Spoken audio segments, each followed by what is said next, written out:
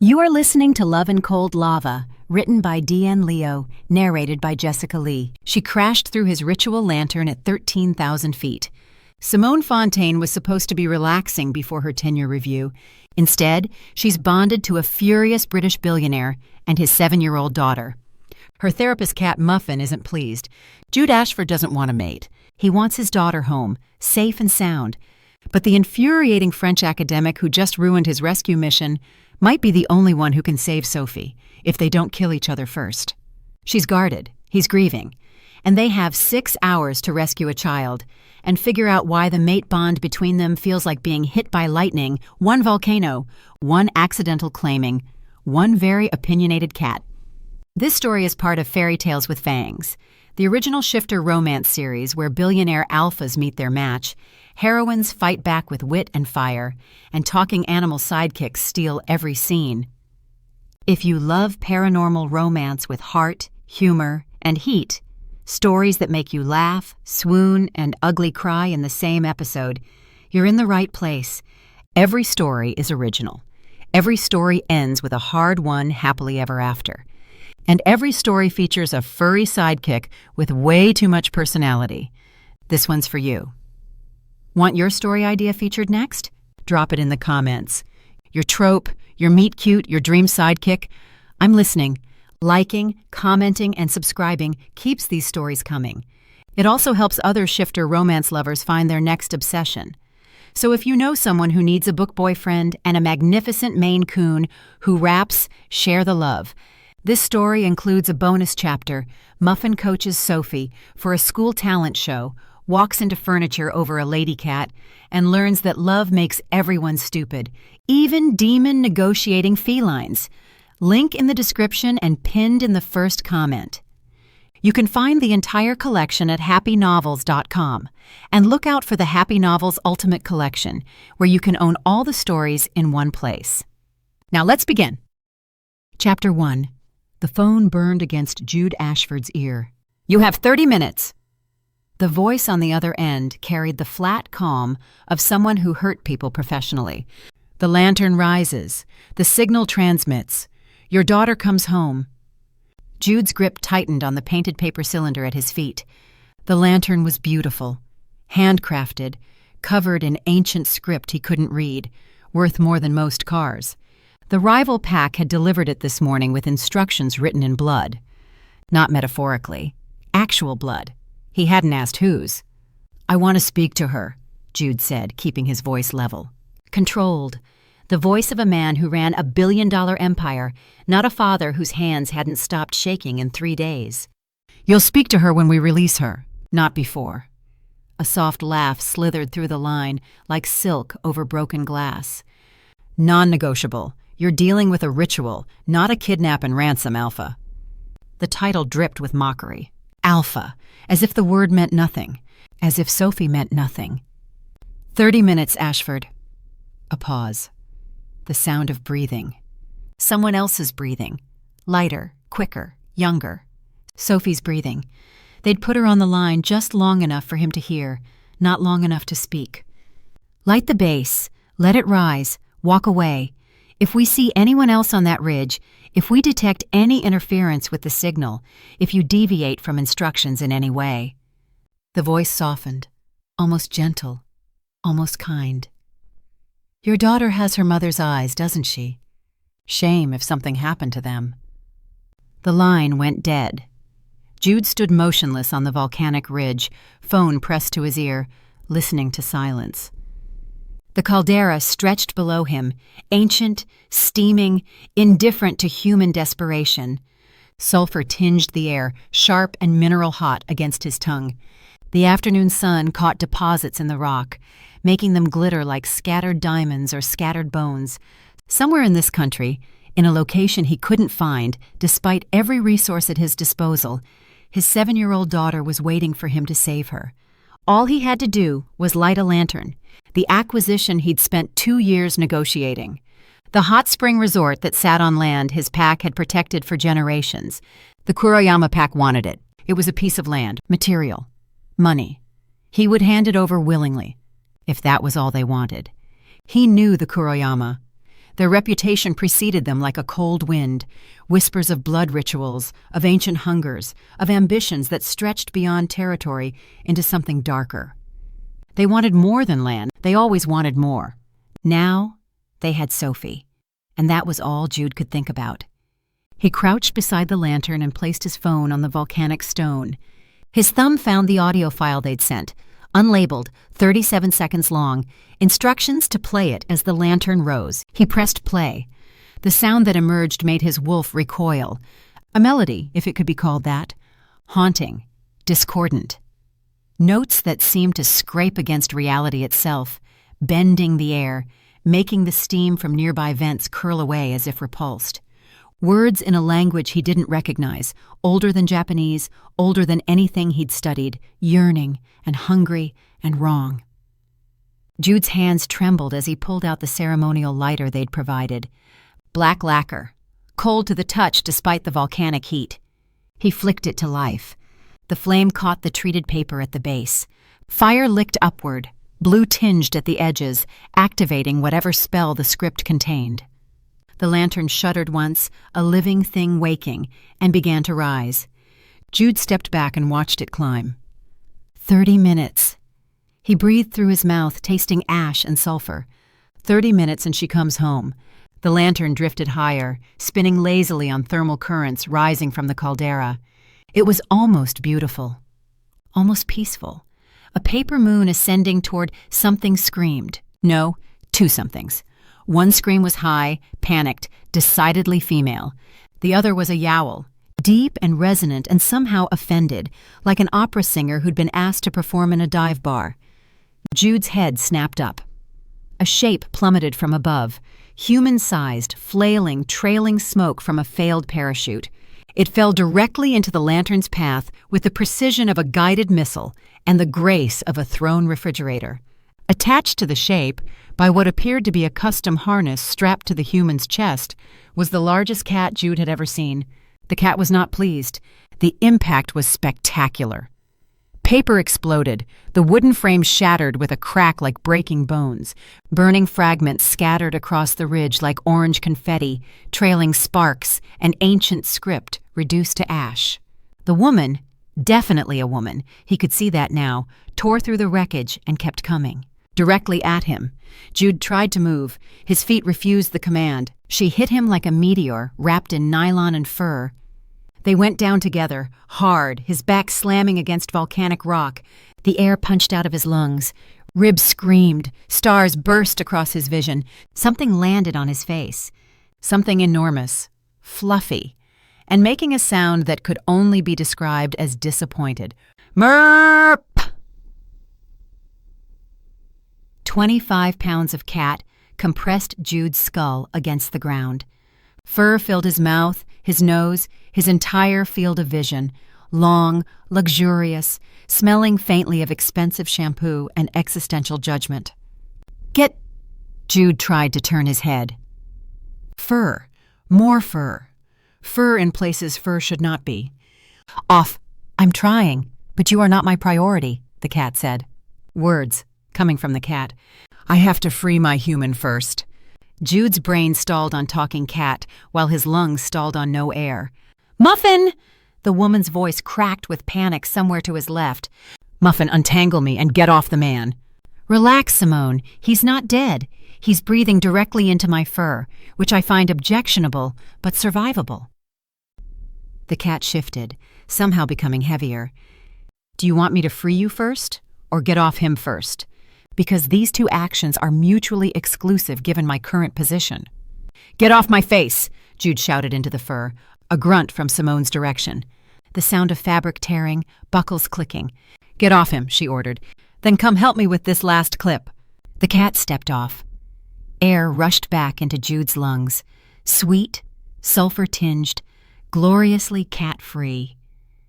He sucked in a breath and pushed himself upright just as Simone wrenched herself free from the tangled parachute. Something flew off her harness. A buckle, metal, heavy. It hit Jude square in the temple. Stars exploded across his vision again. He swayed, dazed but conscious, blinking against the sudden blur. And then she turned toward him. Time stopped. Her face swam into focus, flushed, dirt-smudged, framed by dark hair escaped from her cracked helmet. Beautiful, striking, and her eyes. Her eyes flashed gold, not a trick of the light, not volcanic reflection. Wolf gold, the unmistakable sign of a shifter's animal rising to the surface. Jude was an alpha. He knew what he was seeing. What he didn't expect was his own wolf's response. The beast had been dormant for years, locked behind carefully maintained suppressants, silent and contained.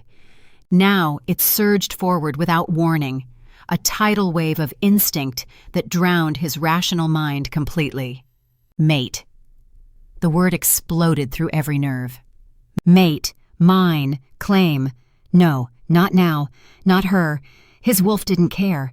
It lunged toward her wolf with a force that stole his breath, that turned his muscles to water, that narrowed the entire world to the woman 3 feet away. Simone made a sound, half gasp, half growl. Her body swayed toward him, pulled by the same invisible force.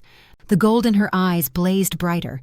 Jude tried to wrestle his wolf back, tried to regain control. He had Sophie to think about. Sophie waiting, Sophie scared, Sophie depending on him. 1 second. That's all it took. 1 second of his attention turned inward, fighting his own instincts. 1 second was all her wolf needed. Simone lunged. Her body hit his, smaller but fueled by something beyond human strength. They went down, him on his back, her on top, and her mouth found his throat with an accuracy that spoke of pure animal instinct. She bit him. Pain lanced through his neck, sharp, precise, claiming. Her teeth broke skin. His blood hit her tongue. The bond snapped into place like a shackle around his soul. Mate, claimed, mine. His wolf howled in triumph. His human mind screamed in horror. Simone jerked backward. She scrambled off him, panting, shaking, staring at her own hands as if they belonged to a stranger. Blood, his blood, painted her lips, her chin, her fingers. "I didn't—" Her voice cracked. "My wolf I couldn't—" She looked as shocked as he felt. No control, no intention, just 2 wolves recognizing each other, and one of them acting before the humans could intervene. Jude's hand flew to his throat. His fingers found the wound, 2 punctures, deep and precise, already beginning to heal around the mark. A claiming bite, the most sacred bond a wolf could give or receive. This stranger, this disaster falling from the sky, had just bound them together for life. His daughter was missing.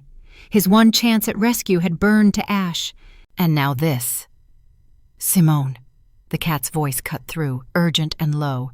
"Simone, listen to me. You need to breathe." "I can't. I didn't mean to." Simone's chest heaved. The gold flickered in her eyes, her wolf still dangerously close to the surface. "What did I just do?" Jude pushed himself up. His neck throbbed. His wolf whined and strained toward her, desperate to complete what she'd started, to claim her back, to seal the bond properly. He couldn't. He had 30 minutes. Less now. He had to find another way to reach Sophie. He had to explain to the Kuroyama that the lantern was destroyed. He had to. The bond pulsed between them. New, fragile, demanding. He had to end this. Now. The words clawed their way out before he could think them through, before he could consider the consequences, before the shattered remains of his rational mind could remind him that rejecting a fresh mate bond was like trying to stop an avalanche with his bare hands. "I reject you." Simone flinched, as if he'd driven a knife between her ribs. The bond, new and incomplete and fighting to solidify, went taut between them. A golden thread stretched to its breaking point. Jude's rejection hit it like a hammer. Crack. The backlash was immediate, brutal. Pain detonated through his chest, his skull, his entire nervous system. His wolf shrieked. Betrayal and grief and loss compressed into a single endless howl that seemed to split his soul down the middle. The world tilted. Colors bled into gray. Sound became distant, muffled, fading. Somewhere he heard Muffin's voice. Calm, measured, infuriatingly composed. Well, that was unwise. The last thing Jude saw was Simone's face, pale, stricken, tears cutting tracks through the dirt on her cheeks, and then darkness swallowed him whole. Chapter 2. Simone Fontaine had survived a great many things. A doctorate defense that lasted 6 hours. 3 academic rivals who'd tried to discredit her research on pre-Celtic bonding rituals. 1 genuinely terrible ex-boyfriend who'd believed emotional availability meant crying during football matches. She could survive this. Probably. "He's still breathing," Muffin announced, pressing one enormous paw against the unconscious man's chest. Steady rhythm, strong heartbeat, no sign of imminent death. "That's good." Simone's voice came out steadier than she felt. "That's very good." Although imminent is doing a lot of work in that sentence. Muffin tilted his massive head, tufted ears swiveling forward. Long-term prognosis remains unclear. The man lay sprawled on volcanic rock, one arm flung out, the other curled against his chest. His face had gone pale, even unconscious, even crumpled on the ground like a discarded suit jacket. He was unfairly handsome. High cheekbones, strong jaw, the kind of mouth that probably got him out of speeding tickets. Simone's wolf stirred, a warm pulse of mine thrumming through her chest. She shoved it down. Hard. "I'm calling an ambulance." She yanked her phone from the zippered pocket of her flight suit. The screen was cracked. She swiped it open and tapped emergency services. Nothing. No bars, no signal, not even a flicker of connection. Of course. She shook the phone as if violence had ever improved technology. Of course there's no signal. We're at the bottom of a dormant volcano. You said the same thing at Cradle Mountain, and the Faroe Islands, and that monastery in Tibet. Muffin yawned, displaying an impressive collection of teeth. At some point, one begins to see a pattern. "It's not the network, it's my phone." "Ah, yes, the antique," he sniffed. "I told you to get the XTR-10, or at least something manufactured in this century." "I'm searching for his phone." She patted down his pockets, pressing her wolf down firmly as it got entirely too excited about the hard muscles beneath the expensive fabric. "No point suppressing that." Muffin wrinkled his nose. "Your hormones spiked so hard I can smell it from here." "Very distracting. Mildly concerning." Simone's fingers found the phone in his inner pocket. Her gaze landed on the slight bulge in his other pocket. "I'm going to check his wallet," she announced, as if saying it aloud made it less invasive. "Reasonable," Muffin agreed. "For identification purposes only. Obviously. Not because I'm nosy." The thought never crossed my mind. The cat sat up straighter and began grooming one massive paw with studied disinterest. "It's a medical emergency. Privacy expectations are reduced during medical emergencies." "Simone." Muffin looked up from his grooming. "The man is unconscious at the bottom of a volcano. You bit his neck and soul-bonded him without so much as a first date. Checking his wallet is, comparatively speaking, a parking violation." "That's," she paused, "actually a fair point." "I'm full of those. Proceed with your justified invasion of privacy." Simone reached into his jacket, trying not to notice how solid his chest felt beneath the fabric, and extracted a leather wallet. Soft, Italian, the kind that cost more than her monthly rent. She flipped it open. Driver's license. Jude Ashford, British, 34 years old. An address in London that she didn't recognize, but suspected involved words like Kensington or Mayfair. Credit cards, black, multiple, and tucked behind a photo of a gap-toothed little girl with his eyes, a business card. Jude Ashford, CEO, Ashford Hospitality Group. "Oh," Muffin said, peering over her shoulder. "He's that Jude Ashford. That's what his driver's license says. He's a billionaire, Simone. With a B. Several Bs, actually." Simone frowned. "How do you know that?" Ashford Hospitality Group owns approximately 400 hotels across 6 continents. They acquired the Lumiere chain last year for €3 billion. It was in all the financial papers. The cat blinked at her expression. "What? I read?" "You read the financial papers?" "I read everything. I'm a cat. We have significant amounts of unsupervised time." He sniffed delicately. "Also, that watch is a Patek Philippe. The jacket is Brioni. The shoes are John Lobb bespoke. Conservative estimate, he's wearing your annual salary." Simone shrugged. "Completely irrelevant. A man is a man. Money doesn't change his blood type or emergency contacts. Spoken like someone whose academic salary barely covers rent." That lousy academic salary buys your high-end, wild-caught, high-protein, low-carb, high-priced, high-maintenance salmon, Muffin. Valid point. Complaint withdrawn. Jude's phone lit up. It lay on the volcanic rock nearby, screen bright against the dark stone, buzzing with an incoming call. The display showed a contact name, Pete Beta. "Oh, thank God!" Simone scrambled toward it, snatched it up, and immediately hit a wall. "It's locked, as one would expect. What's his passcode?" "Simone." Muffin's voice carried the patient disappointment of a professor addressing a student who'd forgotten basic multiplication. "I met this man approximately 4 minutes ago. When exactly would I have learned his passcode?" He paused. "Use his thumbprint." "Right. Yes, only a cat would think of that." She grabbed Jude's hand, warm, large, calloused in unexpected places, and pressed his thumb to the screen. Click.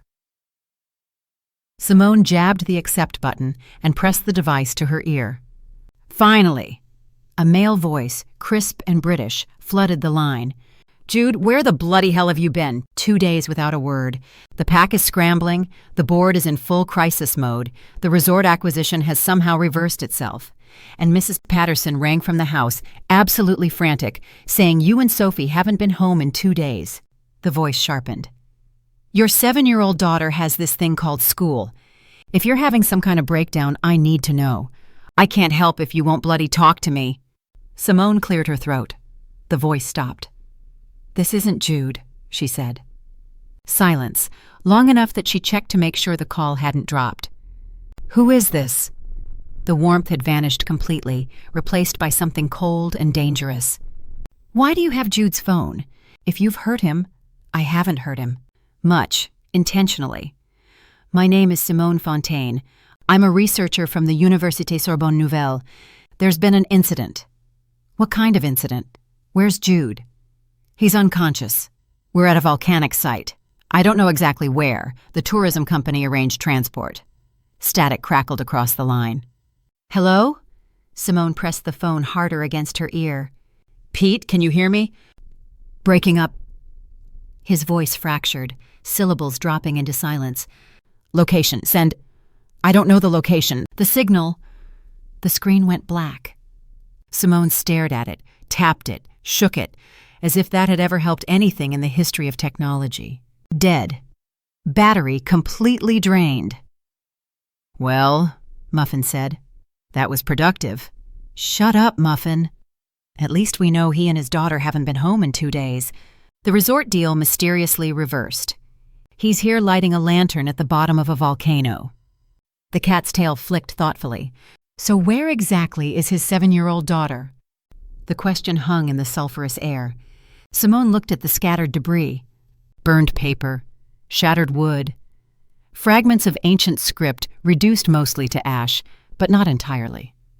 A few larger pieces had landed face up on the dark volcanic rock, symbols still visible. She moved toward the nearest fragment, crouched, studied the brushstrokes. Her blood went cold. "Simone?" Muffin's voice sharpened. "What is it?" "This script." She picked up the fragment with trembling fingers. "It's a binding ritual. Old, very old. Pre-Shinto, possibly Jomon influenced." "What kind of binding?" She translated the characters in her head, hoping she was wrong. Read them again. She wasn't wrong. "It's a sacrifice ritual." Her voice came out flat. "For harvesting innocent souls." Silence. "His daughter," Muffin said quietly. "The one who's been missing for 2 days. He's sacrificing his own daughter's soul?" He couldn't have known. Simone stood abruptly, fragment still clutched in her hand. No parent would light this willingly. Someone lied to him. Told him it was something else. She stared at the scattered ash. "I need to talk to him. Ask him if he knows what ritual he was actually performing." "How exactly are you going to ask him?" Muffin glanced at the unconscious man. "Interpretive dance?" Simone looked at Jude, pale, still, completely unaware that he'd been 3 seconds away from destroying the person he loved most, that she had stopped it. "I need to wake him up," she said. "He needs to know what that lantern really was. And we need to find Sophie before whoever did this tries again." Excellent plan. Small problem. Muffin padded toward her, massive body moving with surprising grace over the uneven rock. How exactly do you intend to wake him? Because I've tried sitting on his face and it didn't work. Simone pressed her hand to her chest, where the damaged bond pulsed weak and thready. His wolf accepted me. When our wolves recognized each other, his reached back. It wanted the bond. But he rejected you. His human mind rejected me, not his wolf. She closed her eyes, feeling the connection. Faint, broken, but present. There's a conflict inside him. His wolf wants one thing. His conscious mind chose another. That kind of internal war. The contradiction knocked him out. So he's essentially in a coma because he's arguing with himself? In simplified terms, yes. Sounds exhausting, and very male. The cat's whiskers twitched. To wake him, you need to. What? Resolve the argument? Simone opened her eyes, met her cat's golden gaze. I need to complete the bond. Muffin went very still. Explain. Although I have a strong suspicion, I'm going to hate every word. There's a ritual, ancient. I studied it years ago. Never thought I'd actually use it. She swallowed hard. It allows a claimed wolf to reach through a partial bond and offer themselves to be claimed in return, to let the other wolf finish what was started. You're letting his wolf claim you. Yes. His wolf claims you, the bond completes, no more internal conflict. You hope that wakes him? Yes, Muffin. Simone, he'll wake into a done deal, mated for life without ever saying yes. The cat's tail lashed once. He'll be royally pissed. And I mean that literally. I've seen his hotel portfolio. He probably has actual royalty on speed dial. I know. He will hate you, Simone. Not dislike, not resent, hate. And because the bond will be complete, you'll feel that hatred. Every single day. Like poison in your bloodstream you can't filter out. Muffin's voice dropped. You'll be tied to a man who despises you for the rest of your life. No escape, no divorce, no... Muffin! Simone's voice cracked. She steadied it through sheer will. I know, but he was about to sacrifice his daughter's soul. He doesn't know. He needs to wake up and find her before whoever took her tries another ritual. She looked at Jude's pale face, at the claiming mark on his throat that she'd put there. If I don't do this, if I let him stay unconscious because I'm afraid of being hated, and Sophie dies because her father couldn't save her. She didn't finish the sentence. She didn't have to. Muffin sighed. It was a very human sound from a very large cat. You're going to do it anyway, aren't you? Yes. Despite my extremely valid objections, you understand me too well. Simone knelt beside Jude's unconscious form. His daughter is 7 years old, Muffin. 7. She's out there somewhere, terrified, waiting for her father to save her. I can survive being hated. I'm not sure I can survive letting a child die when I could have prevented it. The cat watched her for a long moment. Then he padded over and settled his massive body next to hers, warm fur pressing against her thigh. For the record, I'm staying. Whatever happens, even if he hates you, even if it hurts. He paused. Then I'll bill him for therapy. At billionaire rates. Simone's eyes stung. She blinked it back. Thank you. Don't thank me yet. If this goes wrong, I reserve the right to say, I told you so, for the rest of your natural life, which may be shorter than anticipated, given current circumstances. She placed her palm flat against Jude's chest, closed her eyes, and reached for the broken bond between them. The ritual was old, older than written language, words passed down through generations of wolf speakers and bond weavers, memorized by scholars who never expected to use them. Simone had studied it as a curiosity, an academic exercise, a window into how ancient wolves had navigated the complexities of fated bonds. Now she spoke the words into the sulphurous air, each syllable pulling something loose inside her chest, offering, opening, surrendering control. I call to the wolf within the man before me. The bond flickered, brightened. I call to the wolf who chose me when his human could not. A presence stirred at the other end of the connection, massive, powerful, hungry. I offer myself to be claimed as you claimed me. The wolf rose toward her through the bond, like something swimming up from deep water. Jude's wolf, wild and fierce and desperate for what his human had denied it. I offer my throat, my bond, my surrender. Simone tilted her head, exposing her neck to empty air. The wolf couldn't literally bite her, not while Jude's body lay unconscious, but the ritual didn't require physical contact. It required submission, trust, vulnerability, everything she'd spent 32 years avoiding. Claim me. The wolf struck. Pain exploded through her neck, her chest, her entire being. Not physical pain, but something deeper, a restructuring at the level of her soul. The bond snapped into place like a shackle closing, golden and complete, and utterly unbreakable. "Mine!" thundered through her from a voice that wasn't her own. Mate claimed, forever. Simone gasped. Her hand flew to her throat. No wound. The wolf's bite existed on a level beyond flesh, but she could feel it. A mark, a brand, invisible but undeniable.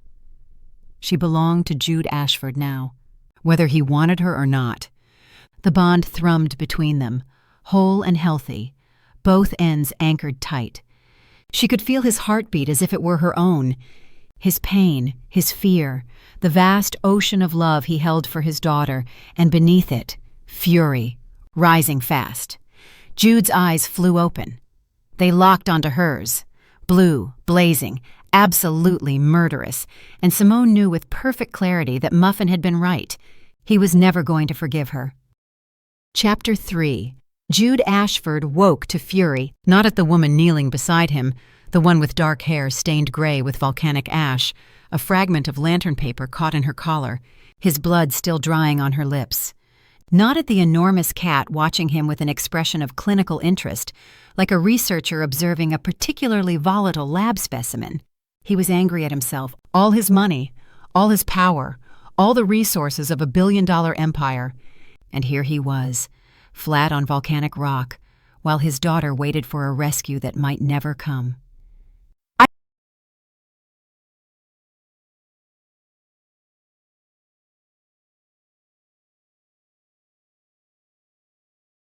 With something that wasn't physical, a presence, warm and unwelcome, that hadn't been there before.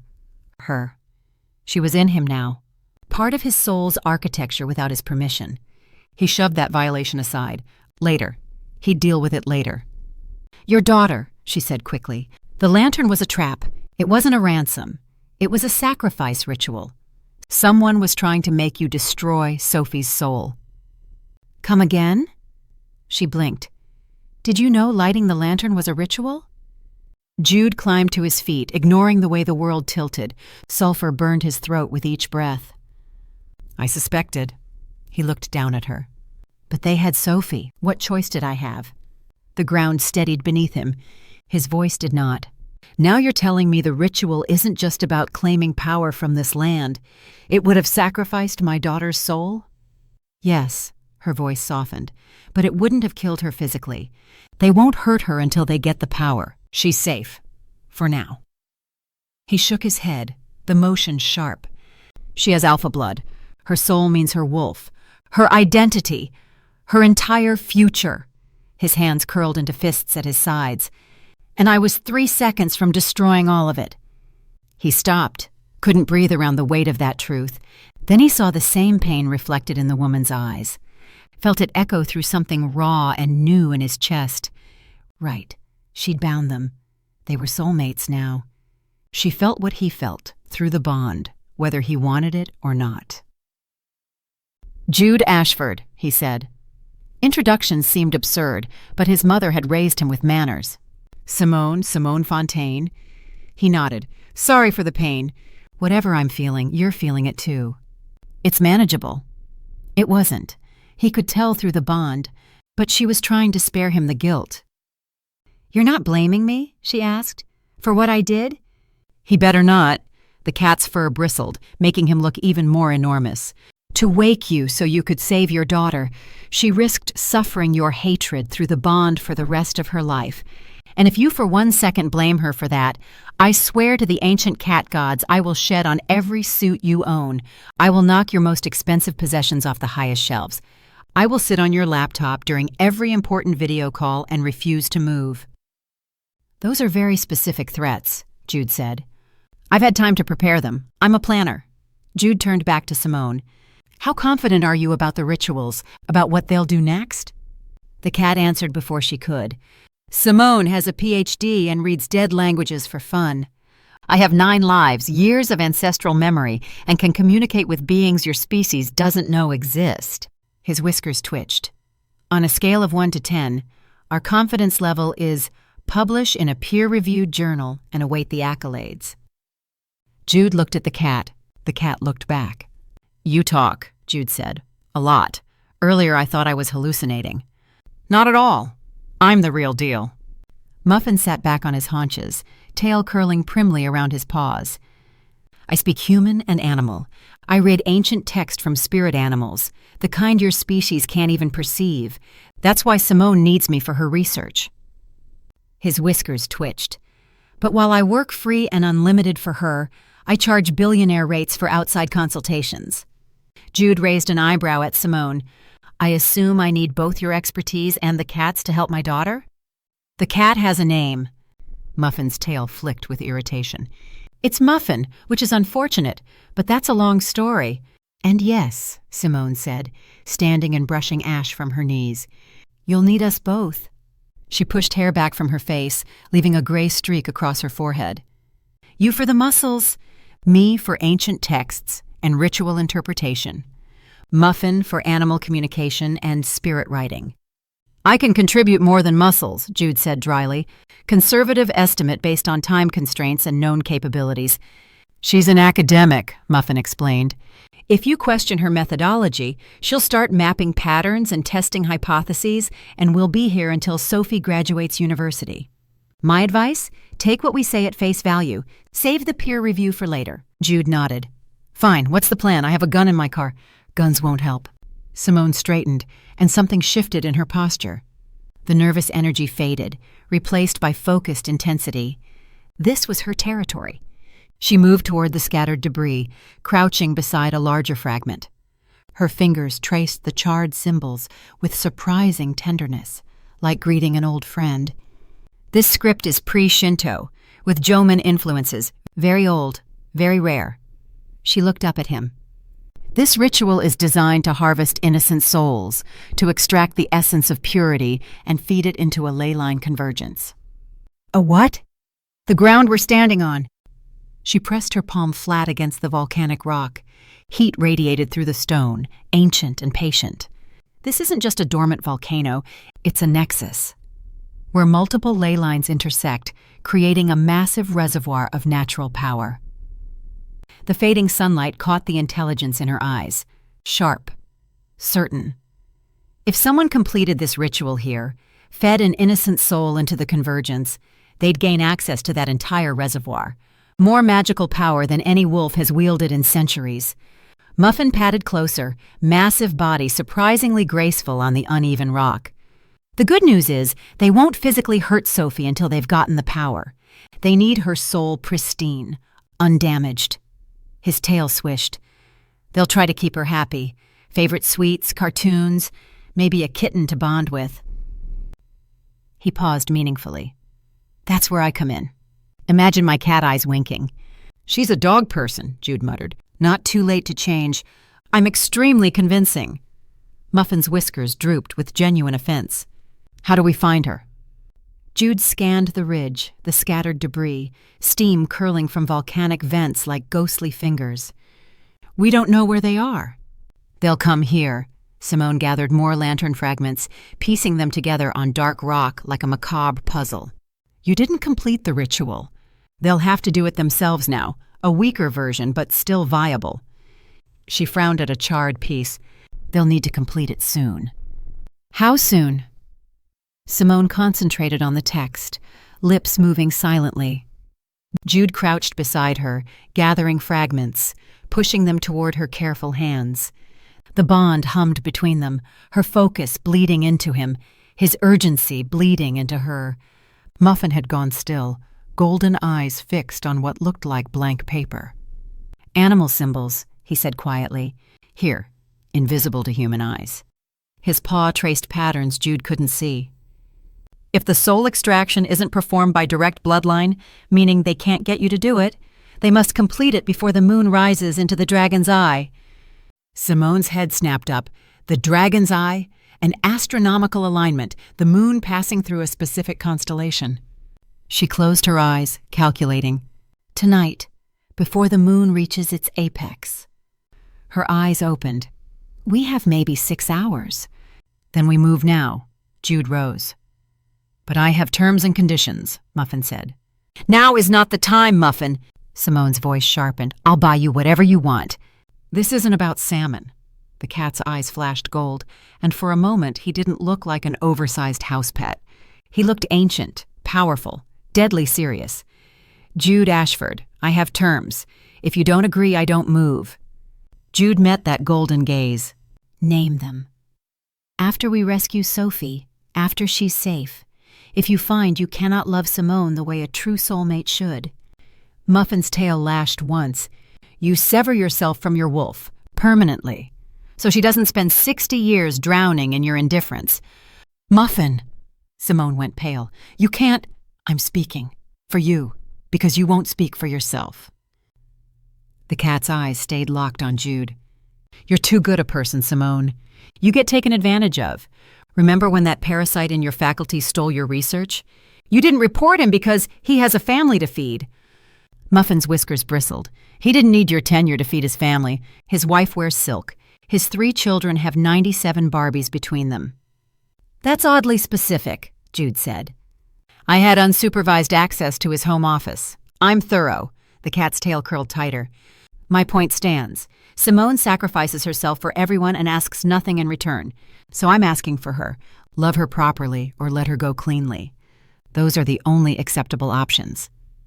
The caldera went quiet. Even the steam seemed to still. Somewhere distant, rock shifted and settled, the mountain breathing in its sleep. Jude looked at Simone. She stared at the ground, hands clenched, embarrassment and hope and fear tangled together through the bond. She expected him to refuse, to be offended, to walk away. Agreed, Jude said. Simone's head snapped up. We're fated mates. He held her gaze. If I can't love you the way mates should, I'll sever my wolf to spare you that pain. It's only fair. You would do that? Her voice wavered. You barely know me. I know you woke me to save my daughter. I know you understood I might hate you for it. He paused. I know you chose Sophie over yourself. That tells me enough. The bond flooded with something warm, surprised, fragile. But you should know something. His voice dropped.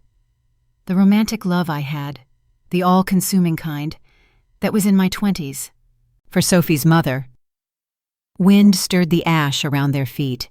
It died when she did. I don't know if I can feel that again. The words hung in sulphurous air. Simone was quiet. Through the bond, he felt her processing.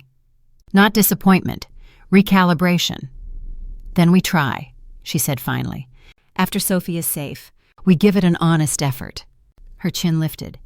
If it doesn't work, we find another way. But we try first. Deal. Jude extended his hand. She took it. Her palm was warm, her grip firmer than expected. The bond hummed at the contact. Not happiness, not yet, but something cautiously willing. Now. He released her hand and turned to the cat. How do we reach the nexus before they do? Muffin rose and stretched, earlier intensity dissolving into feline nonchalance. There's a path, ancient, marked with spirit animal symbols only I can read. It leads directly to the convergence chamber where they'll perform the ritual. And Sophie will be there? Sophie will be there. Muffin padded toward the ridge's edge, pausing beside what looked like ordinary rock. Follow me. Step where I step. Try not to die. It would make our agreement rather pointless. He glanced back, something softer crossing his features. I should have negotiated salmon for myself, he muttered. Missed opportunity. Very unprofessional. Jude fell into step behind the cat. A moment later, Simone appeared at his side, close enough that their arms nearly brushed, far enough to give him space. The bond hummed between them. Uncertain. New. but no longer entirely unwelcome. Ahead, the volcanic ridge descended into shadow. Ancient paths, hidden dangers, and somewhere at the end of them, his daughter. 6 hours until moonrise. Sophie was waiting. Chapter 4. The rock bit into Simone's knees as she pressed herself flat against the volcanic stone. Below them, the white motor van wound its way up the mountain road, moving with the unhurried confidence of people who believed they'd already won. "Stick to the plan," Simone whispered. Muffin's tail flicked. "Only if the plan is good." "It's a perfectly good plan. It's a plan conceived in 15 minutes by a stressed academic, an angry billionaire, and a cat." His whiskers twitched. "The odds of success are optimistic. Jude will stick to the plan. He'll do anything for Sophie. And if he doesn't, then we improvise." Simone checked the suppression bracelet on her wrist, a thin silver band that would mask her wolf signature completely. "That's what we're good at. You're good at improvising. I'm good at being magnificent under pressure." Muffin shifted his massive body lower behind the rock. Different skill sets. Complementary, but different. The van was getting closer. Simone could make out the driver now. Hard face, professional posture, the kind of man who hurt people for money and slept fine afterward. "We need to move," she said. "Get into position." They crawled along the ridge, keeping low, using the scattered boulders for cover. The volcanic rock was warm beneath Simone's palms, still holding the heat of the afternoon sun. Steam curled up from nearby vents, carrying the sharp bite of sulfur. Below, at the curve in the road, she caught a glimpse of movement. Jude's shadow, barely visible against the dark stone, crouched beside something metallic. The bear trap. Modified to puncture tires rather than catch legs. His idea, executed with the precision of a man who had clearly done questionable things before becoming a billionaire hotelier. The van rounded the curve. Pop! Hiss! The vehicle lurched, its front end dipping sharply as the tire gave way. The driver cursed. She could hear it even from this distance, and wrestled the van to a stop barely 20 meters from where Simone and Muffin waited. "Showtime," Muffin murmured. Simone snapped the suppression bracelet closed. The familiar muting sensation washed over her. Her wolf retreating behind a wall of magical static, invisible to anyone searching for shifter signatures. She took a breath, became someone else. Lost tourist, confused, helpless, desperately in need of directions. She stepped out from behind the rocks. "Oh, excusez-moi." Her voice came out higher than normal, breathy with manufactured relief. "Thank God I find someone. I am so lost. Telmont Perdue. My phone, she is dead, and I cannot find the trail back to, how you say, the main path." 2 men had emerged from the van. The tall one from the driver's seat, the shorter one from passenger. Both turned to face her with expressions that started suspicious and softened slightly at the sight of a disheveled woman with volcanic ash in her hair and a massive cat at her heels. "This is not a tourist road," the tall one said. "No tourists? Oui, I know, I am so sorry." Simone approached with her hands visible, her posture deliberately non-threatening. "The hiking application. She tell me there is a shortcut, but I think she lied to me. Now I am here and I do not know where here is, and I am very thirsty. Do you have water? Delo, please?"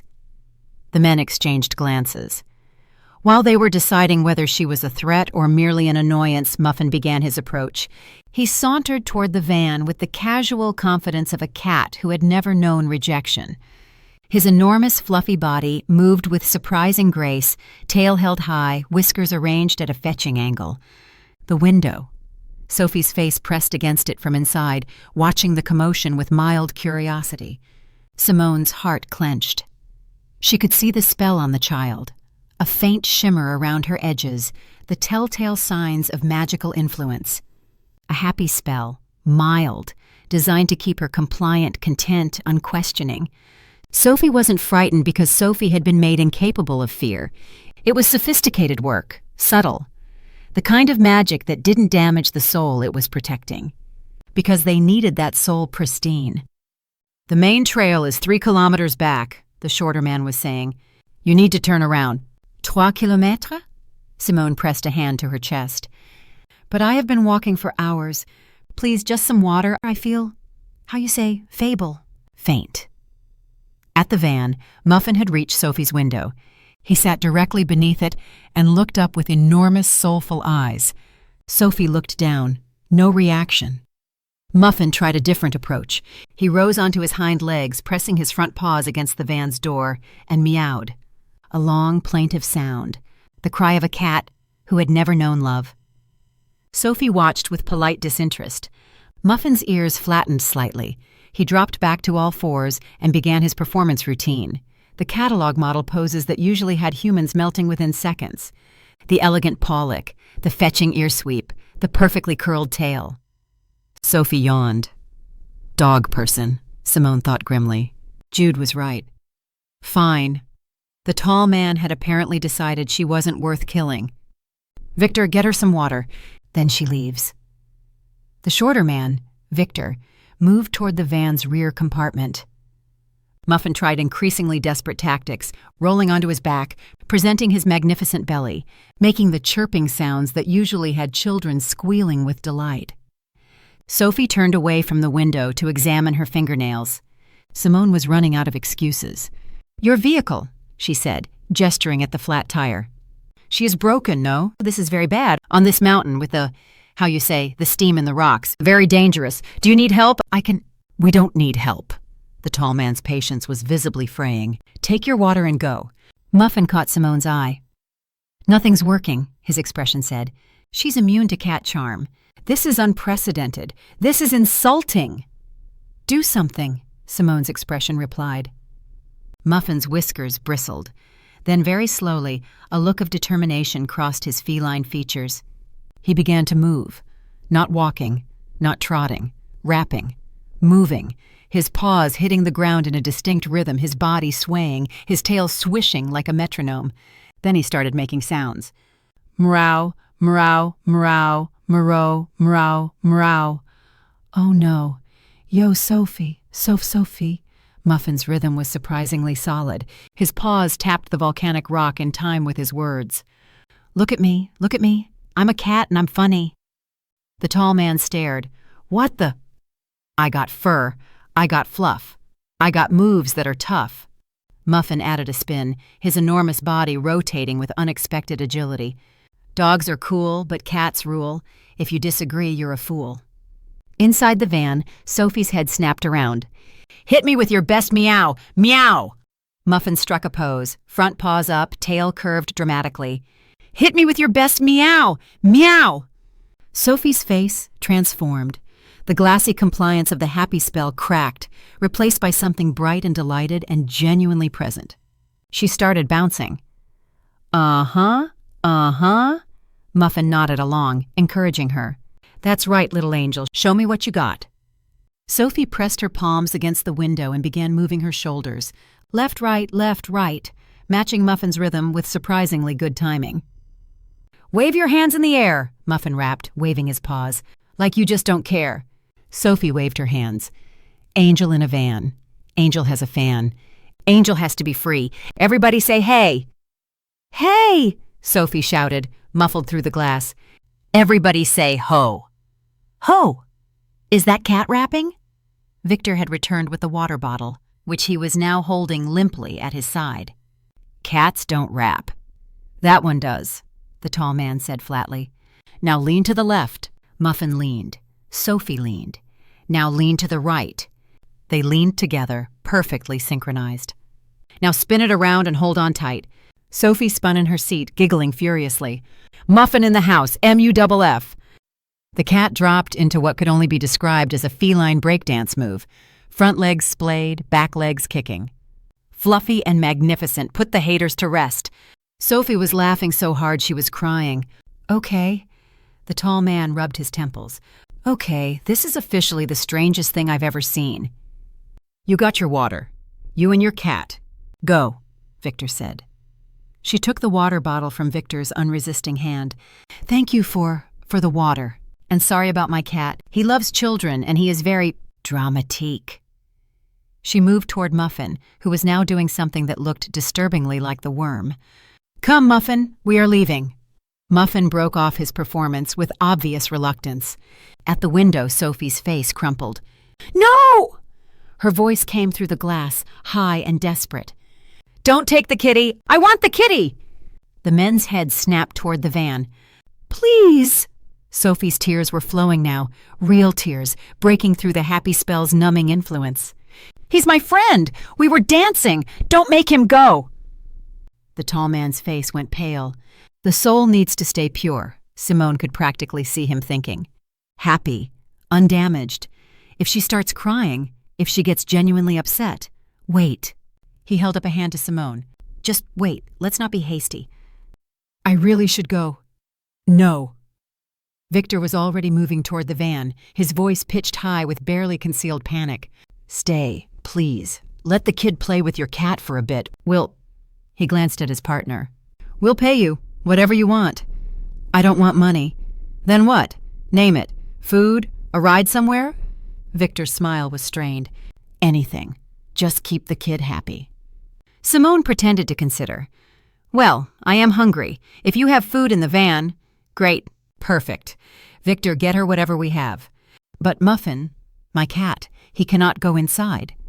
Simone shook her head with practiced regret. "He is very claustrophobic, très claustrophobe. Vans make him, how you say, crazy, panic, very bad." The men looked at each other. Sophie's tears were still flowing, her sobs growing louder. "Fine." The tall man unlocked the van door. "The kid can come out." 2 minutes, then everyone goes their separate ways." The door swung open. Sophie tumbled out, small, tear-streaked, wearing a pink dress that was probably worth more than Simone's monthly rent. Someone had braided her hair with silk ribbons. She'd been kept comfortable, cared for, prepared for slaughter like a princess in a fairy tale. Simone's heart twisted. "Kitty!" Sophie dropped to her knees and threw her arms around Muffin's fluffy body. "You're the best cat ever. Can we do more dancing?" The artist formerly known as Muffin never turns down a dance request. The cat extricated himself enough to stand. "Hit it." He started beatboxing. Sophie scrambled to her feet and began dancing, a chaotic, joyful, entirely uncoordinated explosion of movement. Her arms flailed, her feet stomped, her braids whipped back and forth like silk weapons. Muffin matched her energy. He hopped. He spun. He did something with his tail that defied feline anatomy. "Boots and cats and boots and cats," he beatboxed. "Boots and cats and drop." They both dropped to the ground. "And rise." They rose together, arms and paws spread wide. "This is..." Victor trailed off. "I don't even know what this is." "It's a dance-off." The tall man had given up trying to understand. "Between a cat and a 7-year-old on the side of a volcano. Should we stop it? I don't think we can." Simone saw her opening. "She is wonderful," she said, watching Sophie execute what might have been an attempt at the robot. "Such energy, such joie de vivre. I am an artist, you know. I would love to sketch her. Just a quick drawing. She would make a beautiful subject." The men hesitated. "Please?" Sophie had overheard. Her eyes went wide. "Can I be a model, like in the magazines? Please, please, please?"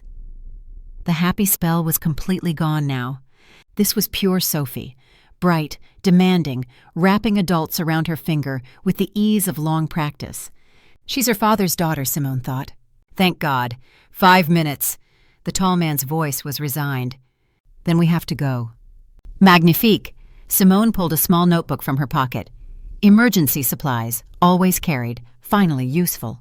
"Sophie, ma chérie, sit on that rock there." "Yes, the flat one. Turn toward the light." "Perfect. Now hold very still." Sophie posed with the exaggerated seriousness of a child playing pretend. Simone began to sketch. Her hand moved across the paper, creating lines that looked vaguely human-shaped. The men relaxed slightly. Just a weird tourist and her weird cat, entertaining a bored kid. Nothing threatening. Muffin caught Simone's eye. "Keep them distracted," his expression said. Then he slipped around the side of the van. Simone kept sketching, kept asking Sophie to adjust her pose, tilt her chin, smile more, smile less. Kept the men's attention focused on the harmless scene in front of them. 30 seconds passed. A minute. Muffin reappeared, padding silently back to Sophie's side. His expression was smugly satisfied. "Done," his eyes said. Simone had no idea what he'd done, but she trusted him. "Beautiful." She showed Sophie the sketch, a rough but recognizable portrait. "You see? You are a natural model. Can I keep it?" "Of course." Simone tore out the page and handed it over. "Now we should—" Behind them, something clicked, then groaned. Then, the van started moving. Not forward, backward. Rolling slowly at first, then faster, gathering momentum as it headed down the mountain road. "What the?" The tall man sprinted after it. "The brake! Who released the brake?" "I don't know." Victor was running too. "It was set. I set it myself." The van picked up speed, bouncing over rocks, careening toward a sharp curve that led to a very steep drop. Both men chased it, shouting, cursing, their attention entirely consumed by the runaway vehicle that contained all their supplies, their weapons, and, most importantly, their transportation off this godforsaken mountain. Simone grabbed Sophie's hand. "Run," she said. They ran. Muffin led the way, his massive body surprisingly fast over the uneven terrain. Sophie's small legs pumped furiously, her silk ribbons streaming behind her, her hand locked tight in Simone's grip. "Where are we going?" Sophie gasped. "To your father." "Daddy's here?" Hope exploded across her face. "Daddy came for me?" He never stopped looking. Simone's lungs burned, her legs screamed. She pushed harder. "He's waiting for us. Just up ahead. Don't stop. Whatever happens, don't stop." Behind them, the van crashed into something with a tremendous crunch of metal and glass. The men's shouts grew more distant. Ahead, the rocky terrain rose toward a cluster of boulders, Jude's designated position, the place he'd promised to wait. "Please be there," Simone thought. "Please, please, please be there." They rounded the final outcrop and stopped. The hiding spot was empty. Chapter 5. The blood trail started at the boulder, where Jude should have been waiting, dark drops on volcanic rock already drying in the mountain heat. Simone crouched beside them, her fingers hovering over the stain without touching. Through the bond, she felt echoes of pain, sharp, sudden, then forcibly suppressed. He was trying to protect her from it, even now, even captured. "Is that Daddy's blood?" Sophie's voice was small. Simone stood. "Yes." "Is he hurt bad?" The bond pulsed. Pain, fear, and beneath both, a desperate, clawing love directed at the daughter he couldn't reach. "He's alive," Simone said. "He's fighting, and we're going to help him." Sophie's lower lip trembled. Her small hand found Simone's and gripped tight. "I'm scared." Simone knelt, bringing herself to Sophie's eye level. The little girl's face was pale beneath the volcanic ash, her silk ribbons torn and trailing, but her eyes, Jude's eyes, held steady. "Your father is the bravest man I've ever met," Simone said. "And you know what? So are you. I've watched you break through a magic spell with dancing. I've watched you play a role so convincingly that 2 grown men believed every word." She squeezed Sophie's hand. "You are your father's daughter, and right now, he needs you to be brave one more time." "What do I have to do?" "Trust me, trust Muffin, and trust that whatever happens, your father is proud of you." Simone held her gaze. "Can you do that?" Sophie's chin lifted. The trembling stopped. "I can do that." "Good girl." Simone stood. "Now, we follow the trail." Muffin had been silent since they'd found the empty hiding spot, his massive body tense, his golden eyes scanning the rocky terrain. He fell into step beside Sophie, his back exactly level with her shoulder. Sophie's free hand buried itself in his fur. "Good kitty," she whispered. "I'm a professional," Muffin murmured back.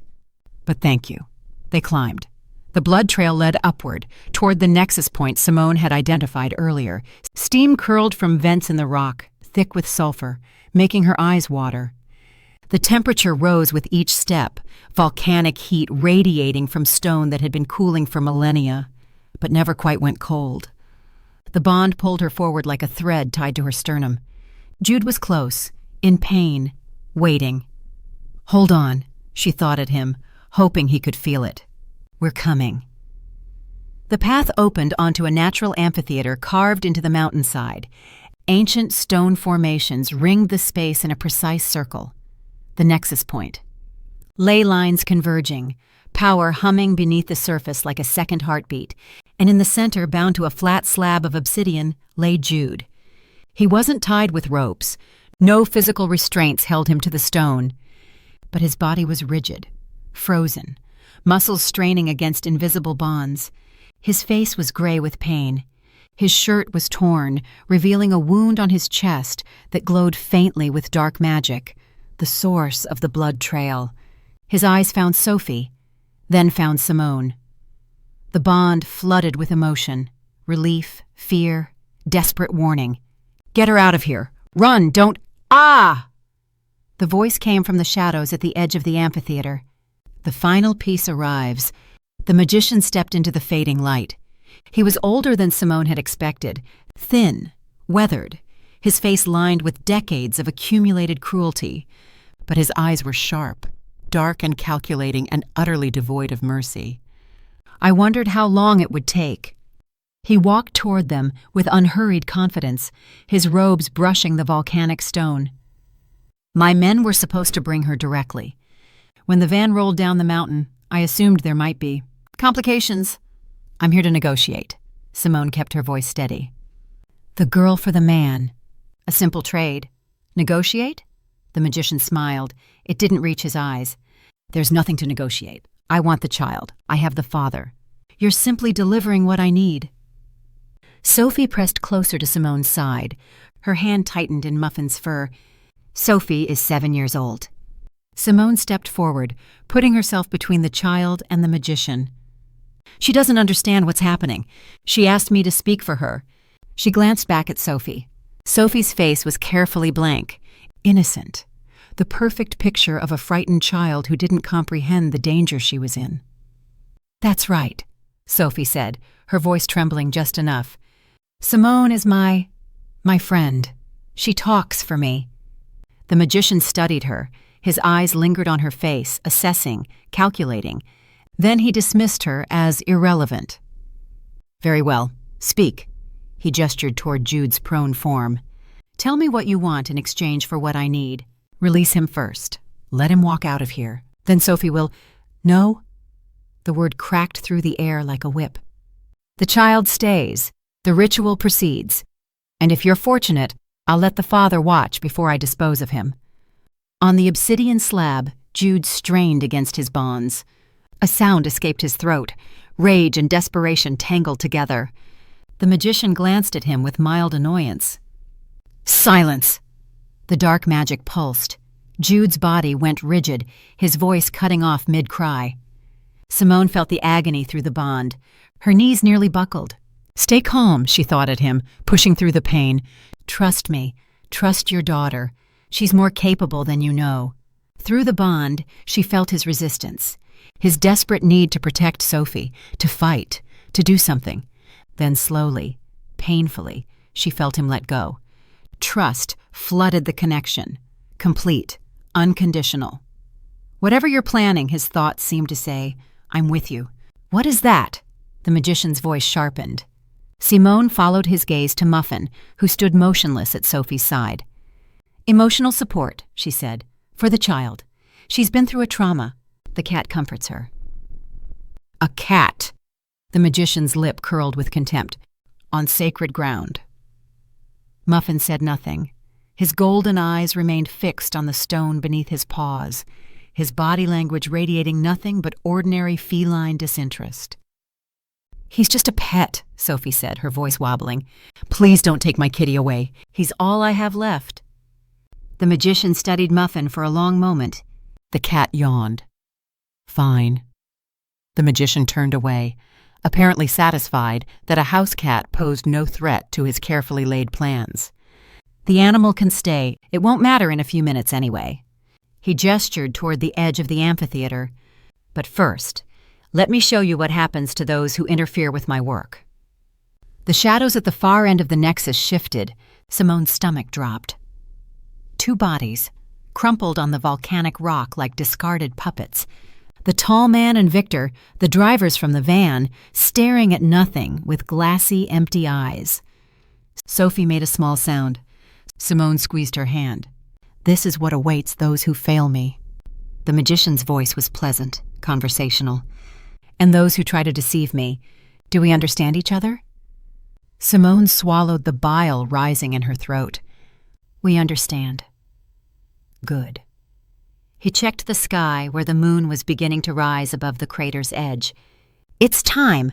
The child will stand in the center of the platform. You and your pet will remain at the boundary. Any attempt to interfere, and I'll kill the father first." He smiled. "Then I'll take the girl anyway." Simone looked down at Sophie. The little girl's face was still carefully innocent, but her eyes were her father's. Fierce, determined, ready. "Go on," Simone said softly. "You know what to do." Sophie released her hand, released Muffin's fur, walked forward on small, steady feet until she stood in the exact center of the obsidian platform. The nexus hummed beneath her. Simone and Muffin retreated to the boundary line where ancient stones marked the edge of the sacred space. From here, she could see everything.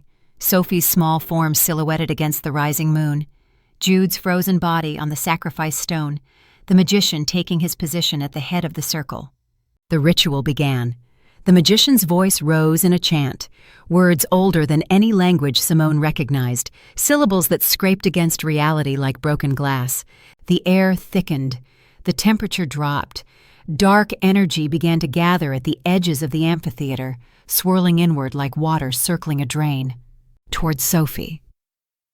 The little girl stood perfectly still. Her eyes were closed, her face peaceful. "Trust the plan," Simone thought. "Trust the plan, trust the plan." The chant built in intensity. The dark magic coiled tighter, reaching tendrils toward the child at the center. Simone felt the power brushing against her skin, cold, hungry, ancient. Muffin's eyes locked onto hers. "Not yet," his gaze said. "Wait for it." The magic touched Sophie. The girl didn't flinch, didn't react, just stood there, small and fragile and impossibly brave, as darkness swirled around her like a living shroud. The magician's chant reached its crescendo. The tendrils of power wrapped around Sophie, probing, seeking, reaching for the innocent soul at her core. Now. Simone nodded. Muffin's eyes blazed gold. His mouth opened and a sound emerged. Not a meow, not a yowl, but something deeper, older, a call that resonated on frequencies beyond human hearing, reaching into the spirit realm itself. "Wake up," the call said. "Your alpha needs you." Sophie's eyes flew open. They were gold, pure, blazing, magnificent gold. Her wolf surged forward, not gradually, not gently, but all at once, a full manifestation in a child years too young for such power. The young wolf spirit rose around Sophie like a flame, fierce and wild and utterly present. And on its fangs, gleaming in the moonlight, was a single drop of blood.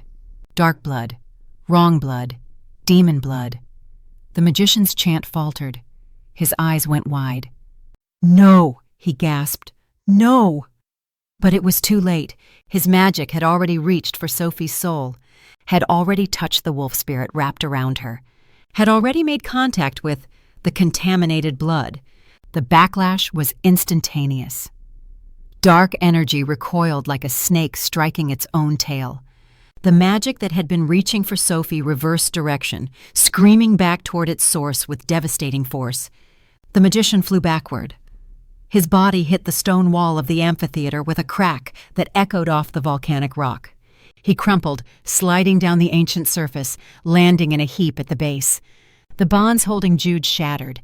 He was on his feet before the echo faded, his body moving with the fluid power of an alpha wolf unleashed. 3 strides carried him to the fallen magician. His hand closed around the man's throat.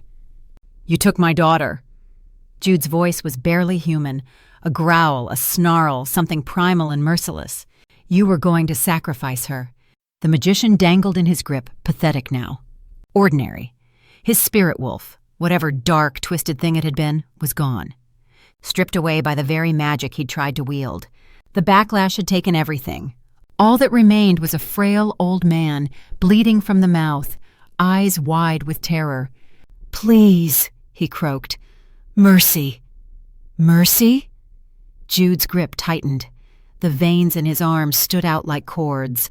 "You showed no mercy to those men. You showed no mercy to my daughter. Why should I—" "Jude," Simone's voice cut through his rage. "Stop." He didn't look at her. His eyes stayed fixed on the man who had taken everything from him.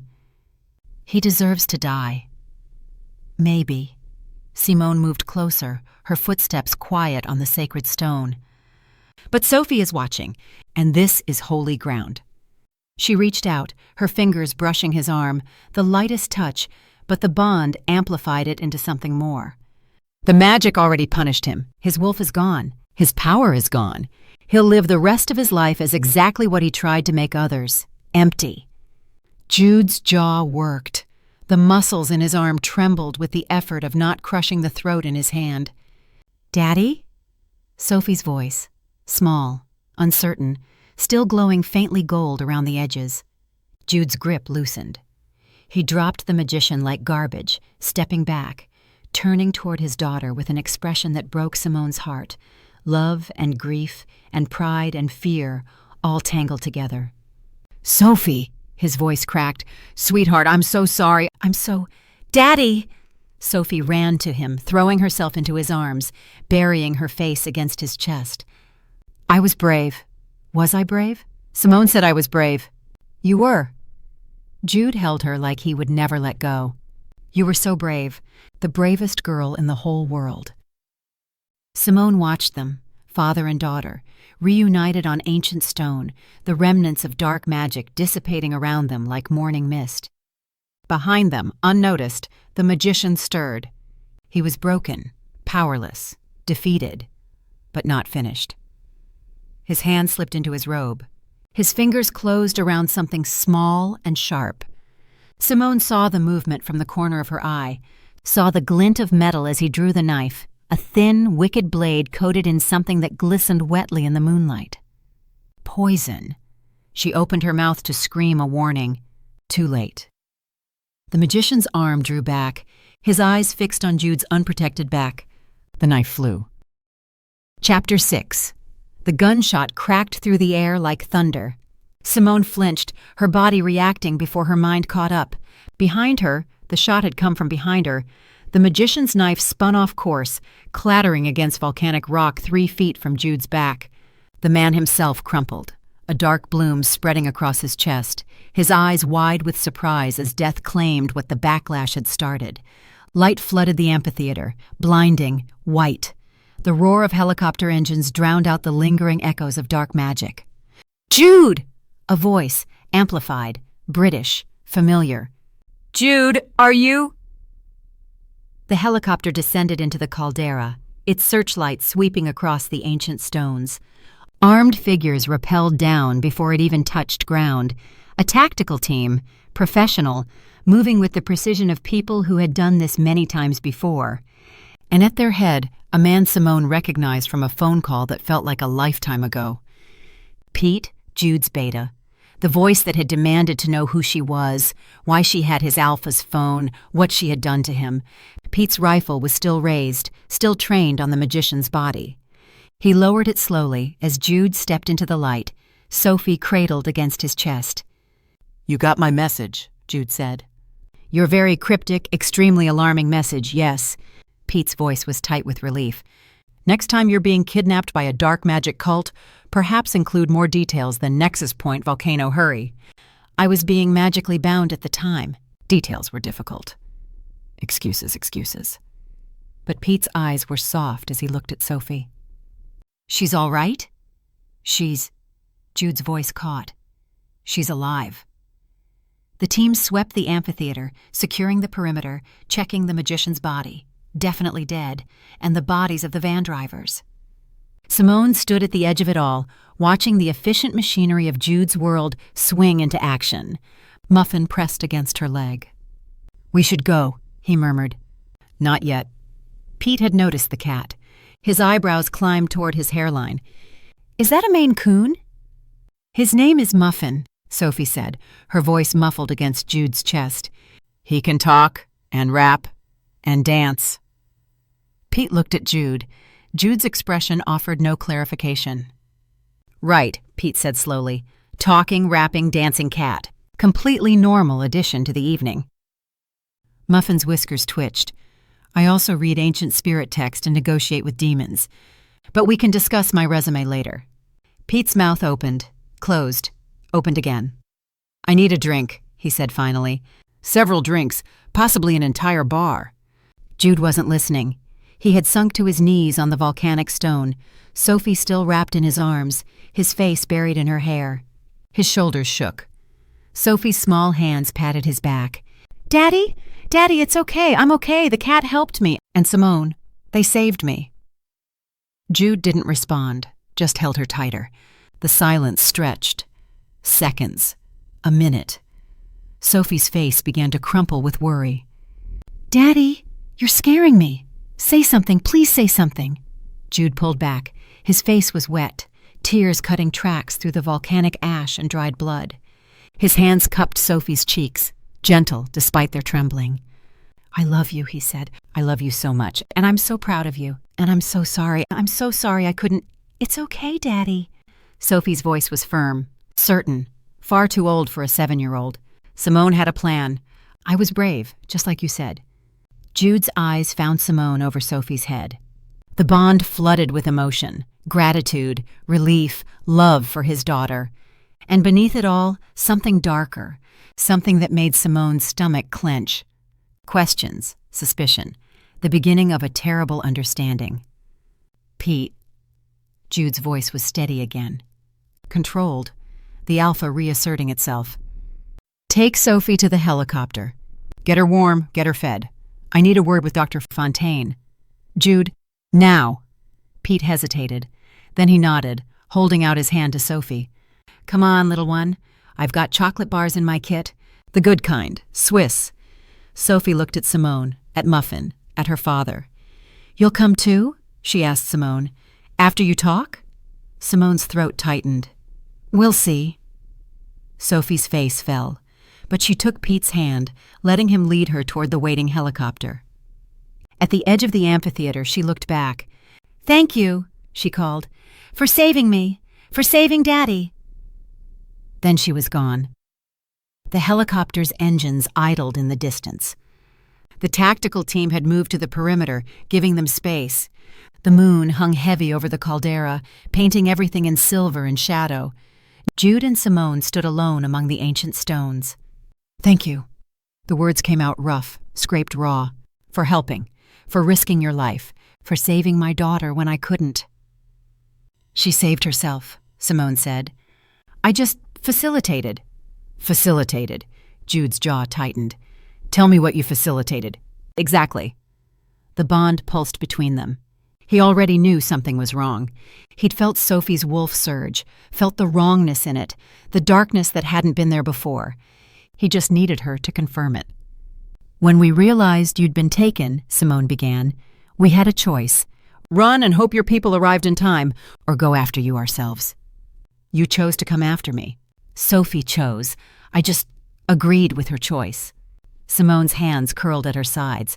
The plan was simple. Walk in, pretend to surrender, wait for the ritual to begin, then disrupt it. "The demon blood." Jude's voice was flat. "Where did it come from?" Simone closed her eyes. The memory washed over her, crouching beside Sophie on the volcanic ridge, explaining what needed to happen, watching a 7-year-old's face as she understood the cost. "Muffin can communicate with spirit animals, all spirit animals." She opened her eyes. "Including the ones that exist in the spaces between worlds, the ones humans call demons. You contacted a demon." "I asked Muffin to reach out, to explain the situation, to see if there was an option." The bond flooded with cold fury. Simone forced herself to continue. "Sophie's wolf spirit was dormant, years away from emerging naturally, but Muffin could speak to it, wake it, and the demon—" She swallowed. "The demon offered a bargain, a drop of blood, a token of connection. Nothing more. No soul selling, no dark contracts. Just a favor owed someday, in the future." a favor owed to a demon. The blood contaminated her wolf spirit, made it no longer innocent, no longer pure. Simone's voice steadied. The magician's ritual required an innocent soul. When his magic touched Sophie's wolf, it found something else entirely. The backlash was inevitable. Silence. The volcanic vents hissed. Steam curled between them like ghostly fingers. Her wolf emerged early, Jude said slowly, bonded with demon blood, owes a favor to a creature from between worlds.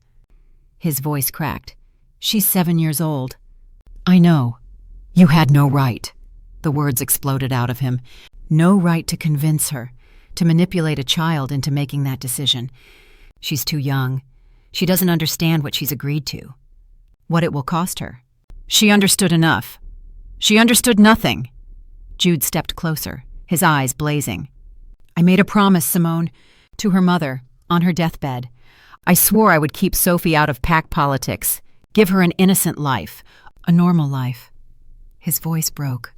And you, a stranger, you destroyed that in a single night. The accusation hit like a physical blow. Simone absorbed it, let it land. Then she lifted her chin. What would you have had me do? Anything else? Anything else? You could have waited for Pete? You could have... Waited? Simone's voice sharpened. Waited while the ritual completed? Waited while the magician harvested Sophie's soul? Waited while you died? Yes! If that's what it took to keep her safe, you would have died, Jude. And then what? Simone stepped toward him, closing the distance he'd created. Sophie would have been taken anyway. The ritual would have proceeded. And later, years later maybe, she would have learned the truth. That there was something she could have done. That I knew there was something she could have done, and I didn't tell her. Her voice cracked. She forced it steady. I was going to be blamed either way, for acting or for not acting, for telling her the truth or for keeping it from her. Tears burned her eyes. She blinked them back. So I chose. I chose the option that kept more people alive. I chose to trust a 7-year-old girl who looked me in the eye and said she would do anything to save her father. She's a child. She's your daughter. Simone's voice dropped. Brave, fierce, willing to sacrifice for the people she loves. She made a choice, Jude, a hard choice, the kind of choice you would have made in her position. I would never, you lit that lantern. The words came out soft, devastating. You suspected it was dark magic. You lit it anyway, for her. Jude went still. Sophie did the same thing. For you. Simone's tears spilled over, trailing down her cheeks. If you want to be furious with me for giving her that option, fine. Be furious. I can take it. But don't you dare diminish what she did by pretending she was too young to understand. She knew, she chose, and she saved your life. The bond between them was a maelstrom. Fury and grief and love and betrayal, all tangled together, impossible to separate. Jude's hands shook at his sides. I can't accept this, he said finally. What you did, what you let her do. I can't... He stopped, started again. The mate bond. I can't go through with it. Something cracked inside Simone's chest. Jude, I made a promise. His voice was hollow. To Muffin, to you. If I couldn't love you the way a mate should, I would sever my wolf. He met her eyes. I'll honor that promise. The words hit her like ice water. No. She stepped toward him, desperate now. No, Jude, don't. That's not what I want. That was never what I wanted. It doesn't matter what you want. It's what's fair. You'll feel my rejection through the bond. Every day, every hour. I won't make you suffer for my inability to... Then give it time. She grabbed his arm, her fingers digging into muscle. Please, just give the decision time. Severing your wolf can't be undone. Your pack needs you. Sophie needs you. You can help so many people with the power you have. My power didn't help anyone tonight. Because you were alone. Because you were suppressed. Because... Simone's voice broke. Because I wasn't there, but I could be. We could figure this out together if you just... Together... Jude laughed. The sound was hollow. Broken. You bound yourself to me without consent. You convinced my daughter to accept demon blood. And now you want to, what, play happy families? Pretend none of this happened? I want you to survive." The words tore out of her. "I want Sophie to have her father. She stopped, swallowed. "I want you to hate me for the rest of your life if that's what you need. But please, please don't sever your wolf. Don't do that to yourself. Don't do that to your pack." She released his arm, stepped back. "I'll leave, tonight, back to Paris, as far away as possible." Her voice steadied into something that almost sounded like calm. "Distance weakens the bond's effects. You won't feel as much of the rejection. The pain will be manageable for both of us." "Simone, don't sever your wolf, Jude." She held his gaze. "That's the last thing I want on my conscience. I've already destroyed enough tonight." She turned away. Muffin was waiting at the edge of the amphitheater, his massive body silhouetted against the helicopter's lights.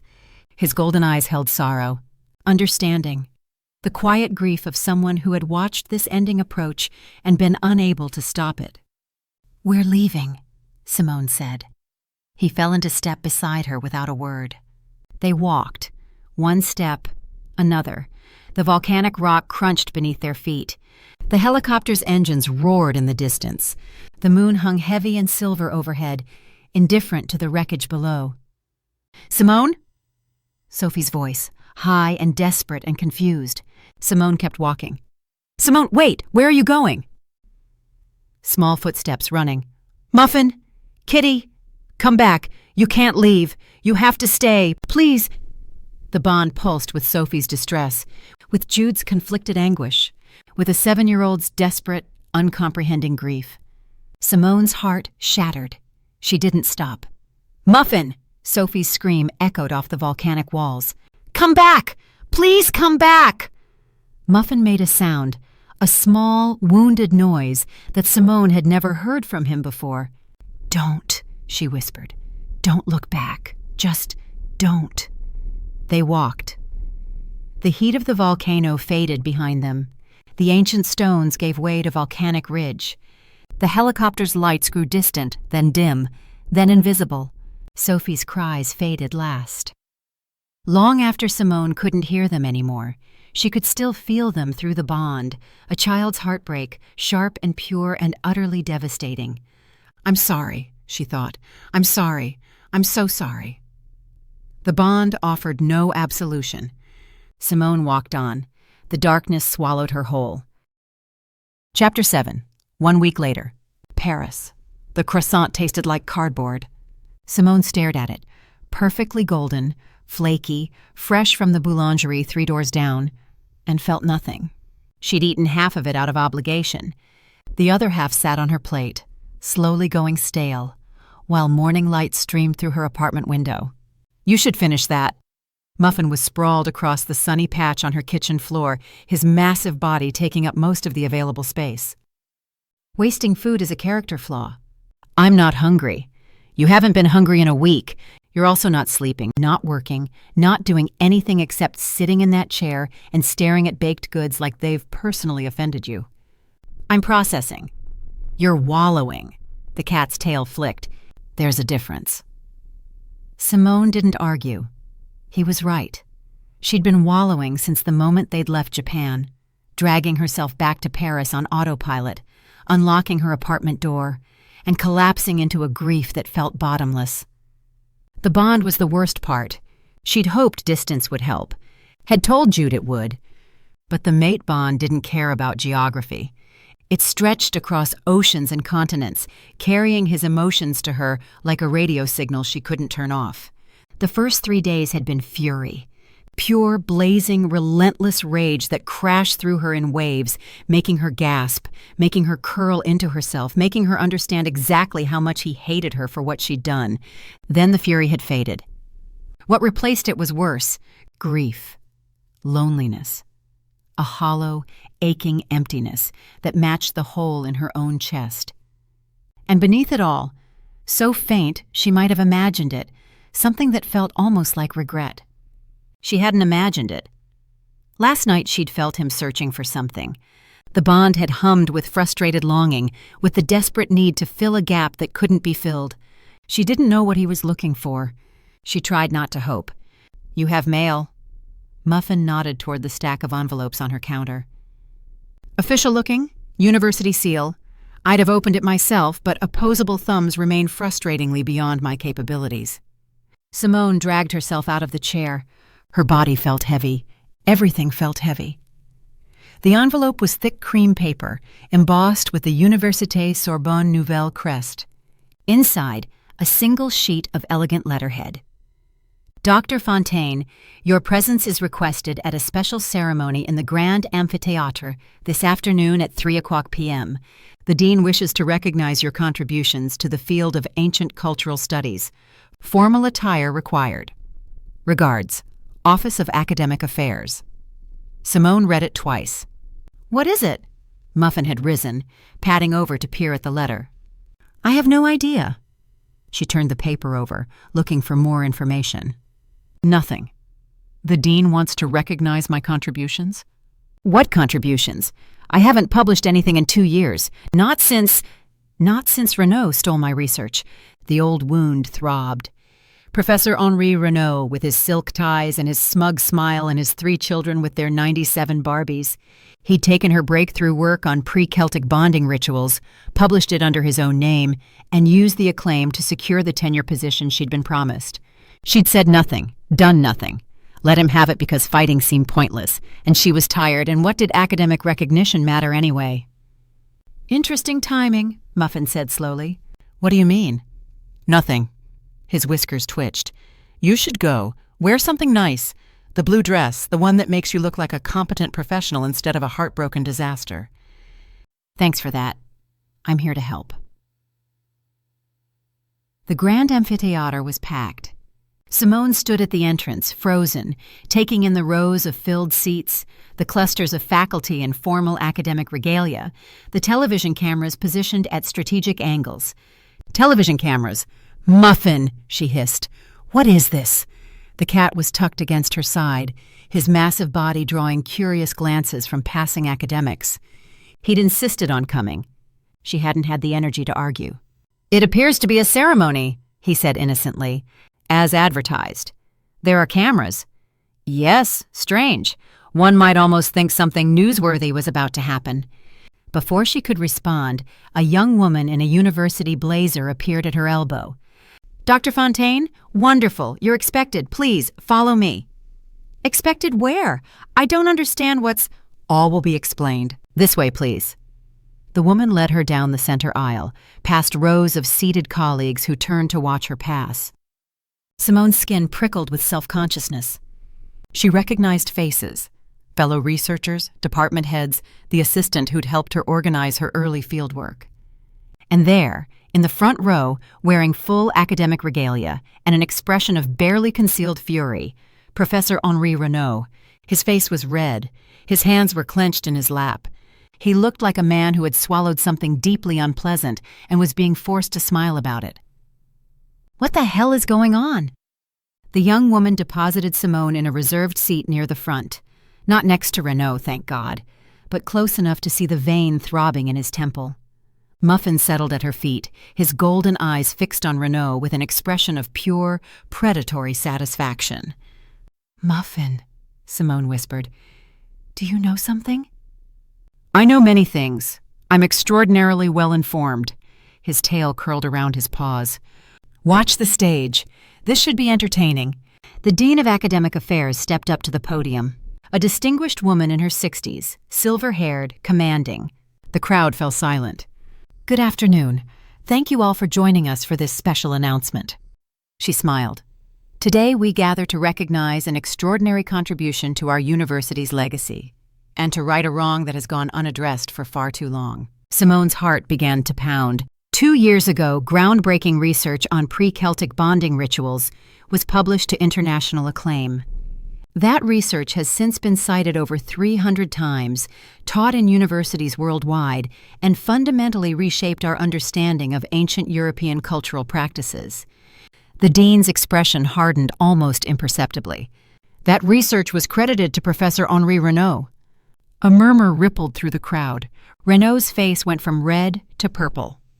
However, new evidence has come to light, incontrovertible evidence, demonstrating that the true author of this work was Dr. Simone Fontaine. The murmur became a roar. Simone couldn't breathe. In light of this evidence, the university is taking immediate action.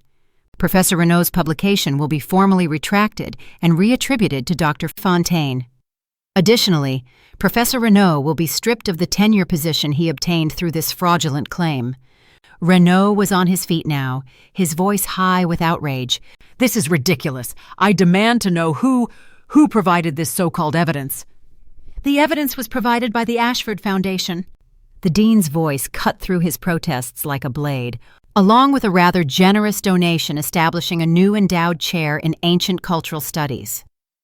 Simone's heart stopped. Ashford. This chair, the dean continued, will be named the Fontaine Distinguished Professorship in honor of the scholar whose work inspired its creation. The room erupted. Simone sat frozen as applause crashed over her, as cameras flashed, as colleagues she hadn't spoken to in years turned to stare at her with expressions ranging from shock to admiration to barely concealed envy. On the stage, the dean was still speaking, something about the importance of academic integrity, the university's commitment to recognizing true scholarship. But Simone couldn't hear her. All she could hear was the name, Ashford. All she could feel was the bond, suddenly alive, suddenly close, suddenly here. She turned, and there, standing at the back of the grand amphitheatre, wearing a perfectly tailored suit and an expression of cautious hope, was Jude Ashford. Their eyes met. The bond ignited. Everything she'd been suppressing for a week, the grief, the longing, the desperate love she hadn't let herself acknowledge, flooded through her. And through the bond, she felt his answer. Not rage, not rejection. I'm sorry. I'm so sorry. Please, please let me fix this. Dr. Fontaine? The dean's voice snapped her back. The entire room was looking at her expectantly. Would you like to say a few words? Simone stood on shaking legs. Muffin rose with her, pressing against her calf in silent support. She made her way to the podium. The cameras tracked her movement. Hundreds of eyes followed her steps. And at the back of the room, Jude watched with an intensity that made her skin burn. Her voice came out rusty. She cleared her throat. I don't know what to say. Say you accept, someone called from the crowd. Or don't, Muffin's voice, pitched low enough that only she could hear. You don't owe this place anything. You can walk away, but do it on your own terms. She looked out at the sea of faces. At Renault, slumped in his seat, publicly ruined. At the colleagues who had watched her be passed over, who had said nothing, who were now applauding her like they'd supported her all along. Then she looked at Jude. Thank you, she said into the microphone, for this recognition, for this opportunity, for finally acknowledging what happened 2 years ago. She paused. However, I'm afraid I must decline the position. Gasps, murmurs. The dean's eyebrows climbed toward her hairline. This university had 2 years to investigate the truth, 2 years to notice that Dr. Renault's breakthrough bore a suspicious resemblance to the dissertation proposal I'd submitted 6 months earlier. 2 years to ask questions. Simone's voice strengthened. You didn't. It took an outside donor with no connection to academia to uncover what should have been obvious to anyone paying attention. She looked at Renault. He flinched. I don't want a chair named after me in an institution that only values truth when it comes with a check attached. I don't want to spend my career surrounded by people who watched me be robbed and said nothing.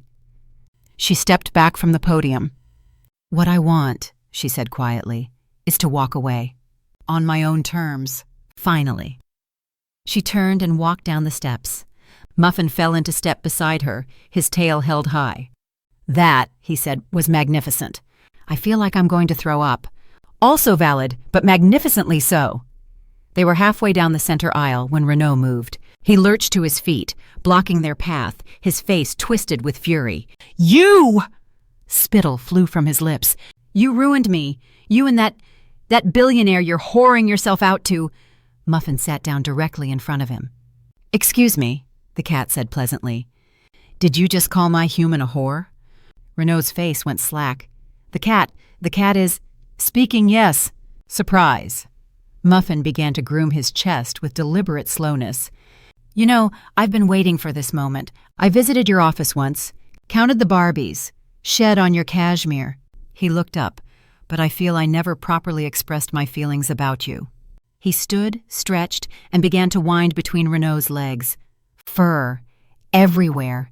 Massive clumps of it, transferred with each pass to Renault's pristine black academic gown. The formal regalia that marked his status as a senior professor, now covered in a thick layer of orange and cream cat hair. "What are you—" "Stop that!" Renault tried to step back, but Muffin followed, rubbing against him with aggressive affection. "This is shedding season," Muffin announced loudly. "Very uncontrollable. My apologies." The crowd was laughing now. Someone had pulled out their phone to record. Muffin completed one final circuit, leaving Renault looking like he'd lost a fight with a particularly vindictive fur coat. Then he sat back, lifted one hind leg, and began grooming himself in the most undignified position possible. "There," he said with satisfaction. "I feel better. Shall we go?" Simone choked on a laugh that was half sob. They walked. Jude met them at the doors. Up close he looked terrible. Dark circles under his eyes, lines of tension around his mouth, a week's worth of sleepless nights written across his features. Good, Simone thought savagely. Then the bond pulsed with his remorse, raw, genuine, aching, and her anger crumbled.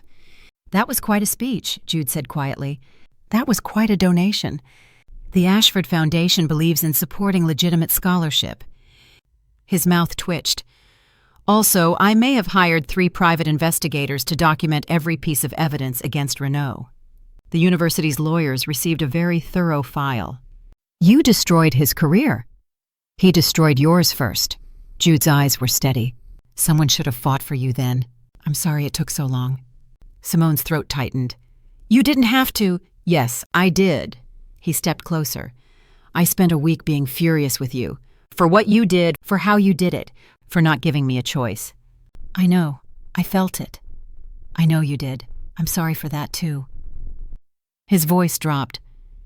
"Then Sophie stopped speaking to me." Simone blinked. "What?" "Complete silent treatment. 3 days. I've negotiated with hostile boards, Simone. I've stared down corporate raiders and union leaders and that one sheikh who tried to have me assassinated. Nothing prepared me for my 7-year-old daughter's disappointed silence." "Sophie stopped talking to you because of me?" "Sophie stopped talking to me because I was, and I quote, being so wrong about Simone and Muffin." Jude's mouth twisted. "Then Pete stopped talking to me. My own beta. He said he'd resume communications when I extracted my head from my arse." His words. "Pete seems wise. Pete is fired, as soon as he starts speaking to me again so I can inform him." Jude took another step. They were very close now. "I tried to replace Muffin." "You what?" "I bought 6 Maine Coons. Different breeders, all enormous, all fluffy." He shook his head. "Sophie rejected every single one. She said they weren't Muffin. She said she wanted the cat who could rap." At Simone's feet, Muffin made a sound of smug satisfaction. "I should mention," Jude continued, "that one of them peed on my Brioni jacket. Another one knocked a Patek Philippe into the toilet. The third one somehow got into my wine cellar and broke 11 bottles of 1982 Chateau Margaux.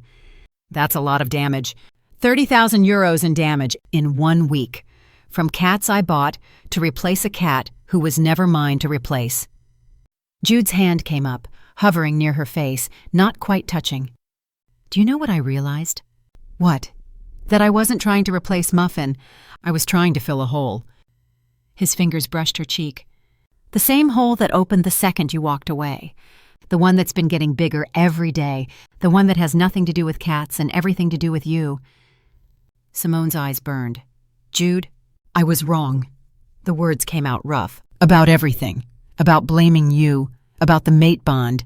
About—" He stopped, swallowed. "Sophie made a choice. A hard choice. The kind of choice she learned from watching me, and you respected her enough to let her make it. She's your daughter. You should have done exactly what you did. Trusted her, believed in her, treated her like the fierce, brave, incredible person she is." His thumb traced her cheekbone. "The same way you treated me when I was unconscious and you had to choose between your safety and my daughter's life. I chose Sophie. You chose us. All of us. And I repaid you by driving you away." His voice broke. I'm sorry, Simone. I'm so bloody sorry. I don't deserve your forgiveness. I don't deserve another chance. But I'm asking anyway, because this week without you has been the worst week of my life, and I don't want to. Daddy's crying, said a small voice. Simone's head snapped around. Sophie stood in the doorway of the Grand Amphitheatre, wearing a pink dress and an expression of profound satisfaction. Behind her, Pete lurked with the air of a man who was absolutely not supposed to let the child escape, but had done so anyway. Sophie? Simone stared. What are you doing here? I came to help Daddy grovel. Sophie marched forward, her small feet decisive on the marble floor. He's not very good at it. He practices in the mirror, but he always sounds like he's negotiating a hotel deal. I do not, Jude started. You said, I believe we can reach a mutually beneficial resolution to your reflection this morning, Daddy. I heard you. Jude closed his eyes. Sophie, also, I missed Muffin. Sophie dropped to her knees in front of the cat, throwing her arms around his fluffy neck. I missed you so much, Kitty. None of the other cats could rap. They just sat there being boring and peeing on things. Muffin's dignified expression softened into something almost tender. I missed you too, small alpha. Your dancing has improved in my imagination. I practiced, in my room, every day. Sophie pulled back, her face serious. Will you come home with us, please? Daddy's going to stop being angry now. He promised. I don't recall promising, Jude began. He promised, Sophie repeated firmly, and if he breaks his promise, I'll do the silent treatment again, for a whole month this time. Jude paled. Simone laughed. The sound surprised her. Genuine, light, free. I think, she said, that your father and I need to have a conversation before anyone makes any promises. You can have a conversation at home. Sophie grabbed Simone's hand with one small fist, Jude's with the other. We have a big apartment. In London. There's a room that would be perfect for Muffin. It has a window seat and everything. Sophie. And a garden for me to practice dancing in. And a kitchen where you can make croissants because Daddy said you're French, and French people make croissants. That's a stereotype. And Daddy already bought you a ring. Sophie beamed. He showed me. It's very sparkly. He was going to wait to give it to you, but I think he should do it now because you look like you need cheering up. Jude made a strangled sound. Simone turned to stare at him. A ring? It was supposed to be. Jude ran a hand through his hair, destroying its careful styling. There was going to be a dinner, and a speech, and this was not how I planned. Daddy's bad at plans, Sophie confided. That's why he needs you. You're good at plans. You planned how to save me, remember? That was a very good plan. It was Muffin's plan, mostly. Muffin is part of you. Sophie said this with the unshakable logic of a 7-year-old. So his plans are your plans, and your plans are his plans. That's how it works when you're a family. Family. The word hung in the air between them.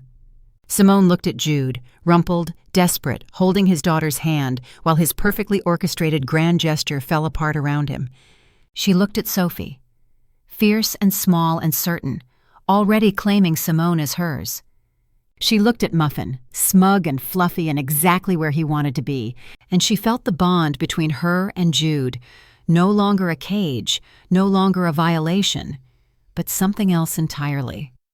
A bridge, a connection, a promise of something that might, with time and trust and effort, become real. I have conditions, she said. Jude's face lit with desperate hope. Anything, name them. I want access to your private library. Sophie mentioned you collect rare texts. Done. I want Muffin to have his own room, with the window seat, and a heated floor. Done. I'll install it tomorrow. Simone paused. I want you to understand that I won't apologize for what I did, for Sophie, for any of it. I made the best choice I could with the information I had, and I would do it again. Jude was quiet for a moment. The bond hummed between them. I know, he said finally. That's who you are. Someone who makes impossible choices to protect the people who matter. He stepped closer. I was too angry to see it before. Too scared. But I see it now. And you can live with it? With what Sophie's wolf became? With the demon's favor hanging over her? I can live with anything, Jude said, as long as I'm living with you. Sophie made a gagging sound. That's gross, Daddy. It's romantic, Muffin corrected. There's a difference. You'll understand when you're older. I don't want to be older. Older people are weird.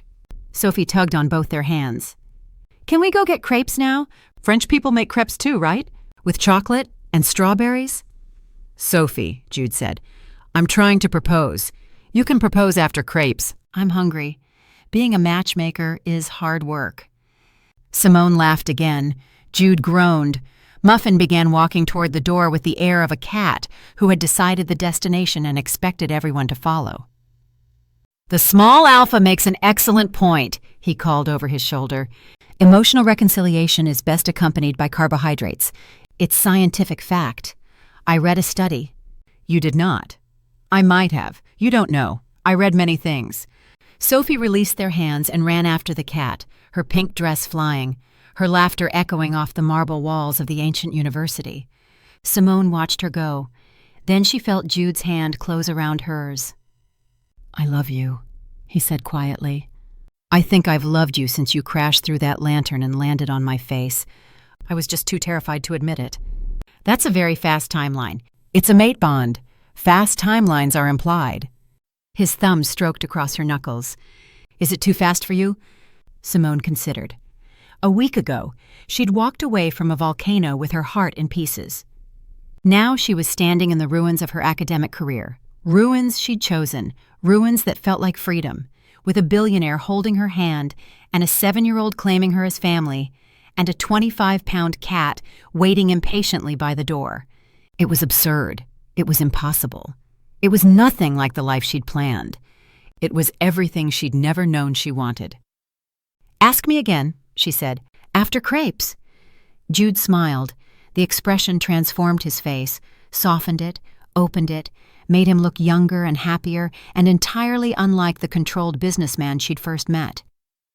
After crepes, he agreed. They walked out of the university together, hand in hand, into the golden Paris afternoon. Behind them, Professor Renaud was still trying to remove cat hair from his academic gown. He would not succeed. Muffin had made sure of that. 3 hours later, the crepe stand was small and crowded and perfect. Sophie had chocolate on her face. Muffin had somehow acquired his own crepe, salmon and cream cheese, the expensive kind, and was eating it with the delicacy of a food critic at a 5-star restaurant. Jude had abandoned his jacket somewhere between the second crepe and the third, his sleeves rolled up, his hair a mess, looking more relaxed than Simone had ever seen him. And Simone was happy. It was a strange sensation, unfamiliar, like wearing a new coat that somehow fit perfectly, despite never having been tried on. Simone? Sophie had finished her crepe and was now eyeing Muffins with predatory interest. Can I ask you something? Of course. Are you going to be my new mom? The question landed with the casual devastation only a child could deliver. Simone's breath caught. She looked at Jude, who had gone very still. I don't know, she said honestly. Your father and I are still figuring things out. It's complicated. Because you bit his neck? Sophie, Jude started. I'm not stupid, Daddy. I know what a mate bond is. Mrs. Patterson explained it when I asked why you smelled like Simone. Sophie licked chocolate from her fingers. She said mate bonds are forever, so that means Simone is going to be around forever, so she might as well be my mom. The logic was impeccable. Would you want that? Simone asked carefully. For me to be your mom? Sophie considered the question with the gravity it deserved. You saved me, she said finally, and you saved Daddy. And you have the best cat in the whole world. She nodded firmly. I think you'd be a good mom, even if you can't make crepes. I can make crepes. Really? Sophie's eyes went wide. With chocolate? With chocolate. And strawberries. And banana, if you want. I want. Sophie grabbed her hand. Daddy, Simone can make crepes. We have to keep her. I'm planning on it, Jude said dryly. He reached into his pocket. Simone's heart stuttered. Sophie mentioned a ring, Jude said. She wasn't supposed to. There was supposed to be a moment. Candlelight, music, a speech I spent 3 days writing and memorizing. What happened to the speech? I forgot it the moment I saw you. He pulled out a small velvet box. I seem to forget everything when you're around. My schedule. My priorities. The fact that I'm supposed to be a composed professional adult. You're doing fine. I'm proposing at a crepe stand, in front of my daughter, with chocolate on my shirt. He looked down at himself. There is chocolate on my shirt. How did... Sophie wiped her hands on you, Muffin supplied. Twice. You didn't notice because you were staring at Simone. Wonderful, Jude sighed. Absolutely wonderful.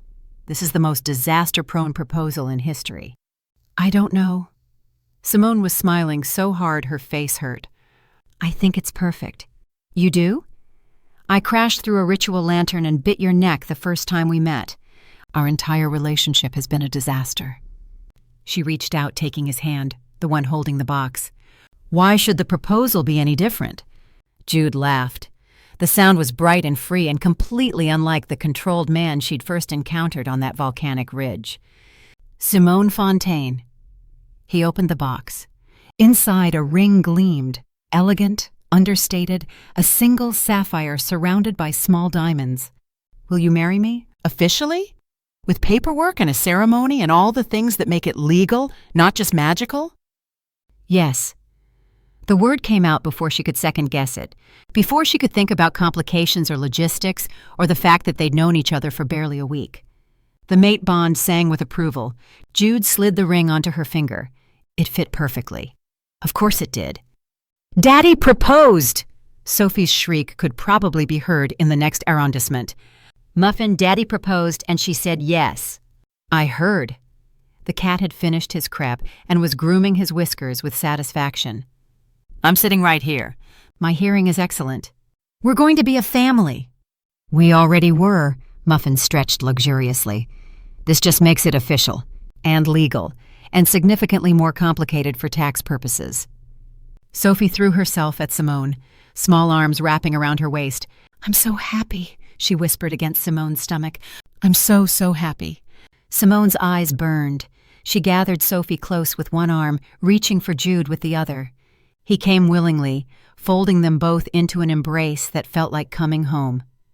The Parisian crowd flowed around them, tourists and locals and busy professionals, none of them paying attention to the small family having a moment at a crepe stand. Well, most of them. Excusez-moi. A woman had stopped nearby, her phone raised.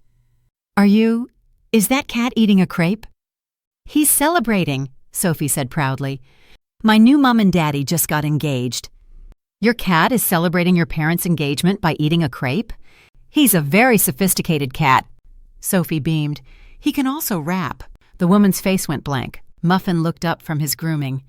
Boots and cats and boots and cats, he said solemnly. The woman dropped her phone. Sophie burst into giggles. Jude made a choking sound that might have been a laugh or might have been despair. Simone buried her face in his shoulder, her own laughter shaking through her. This was her life now. A billionaire maid who proposed at crepe stands. A 7-year-old stepdaughter with demon-touched wolf spirit and zero filter. A 25-pound Maine Coon who rapped at strangers and shed on enemies. It was chaos. It was perfect. It was home. Epilogue. 1 month later. The London apartment was everything Sophie had promised. Big windows, high ceilings, a garden that Muffin had already claimed as his personal kingdom. And a library. God, the library, 3,000 volumes of rare texts that made Simone's academic heart sing. She was curled in the window seat of that library now, a cup of tea cooling beside her, an ancient manuscript open on her lap. Through the glass she could see Sophie and Muffin in the garden, engaged in what appeared to be an elaborate dance routine. Boots and cats, drop! They both dropped, and rise. They rose, Sophie's arms thrown wide, Muffin's tail spiraling. Simone smiled. On the windowsill, tucked beside a small vase of fresh flowers, sat a framed photograph. A woman with Sophie's eyes and a gentle smile, holding a newborn wrapped in pink. Simone had noticed it her first day in the apartment, had noticed similar photos throughout, in Sophie's room, in Jude's study, in the hallway where Sophie passed every morning. You keep her everywhere, Simone had said then, uncertain. She's Sophie's mother. Jude's voice had been soft. She always will be. That doesn't disappear because she's gone. I know, I don't want to. You're not replacing her. He'd taken her hand. What I had with Catherine was human love. Real. Important. I'll carry it forever, and so will Sophie. His thumb had traced her knuckles. What I have with you is different. A soul bond. Something that exists on a level I didn't know was possible until you crashed through that lantern. Different doesn't mean less. No, different means different. He'd smiled. She would have liked you, I think. You're both stubborn, both brave, both terrible at asking for help. Simone had laughed, and something tight in her chest had loosened. She wasn't a replacement. She wasn't competition. She was simply something new. Something that existed alongside the love that came before, not instead of it. She was happy about that. The door opened. Jude appeared, still in his suit from the office, tie loosened, hair slightly disheveled. There you are. He crossed the room to drop a kiss on her forehead. How was your day? Productive. I found 3 references to pre-Shinto spirit animal texts in the Ashford collection. Your ancestors had surprisingly good taste in acquisitions. We've always been collectors. He settled beside her on the window seat. Speaking of which, I have news. Good news or bad news? Depends on your perspective. His mouth twitched. Renaud was denied employment at his 4th university today. Apparently his reputation has preceded him. That's... Simone paused. I should feel bad about that. Do you? Not even slightly. She leaned into him. Is that wrong? That's karma. Jude's arm came around her shoulders. Also, I may have made some phone calls to every university in Europe. Jude? And several in America. Jude? What? I'm simply providing accurate information about his academic record. It's not my fault that accurate information is devastating to his career prospects. Through the window, Sophie had convinced Muffin to attempt something that looked like the worm. The cat's massive body undulated across the lawn with surprising grace. I love you, Simone said. The words came out easily now. A month of practice had made them familiar, but they still carried weight, still made Jude's breath catch every time. I love you too. He pressed his lips to her temple.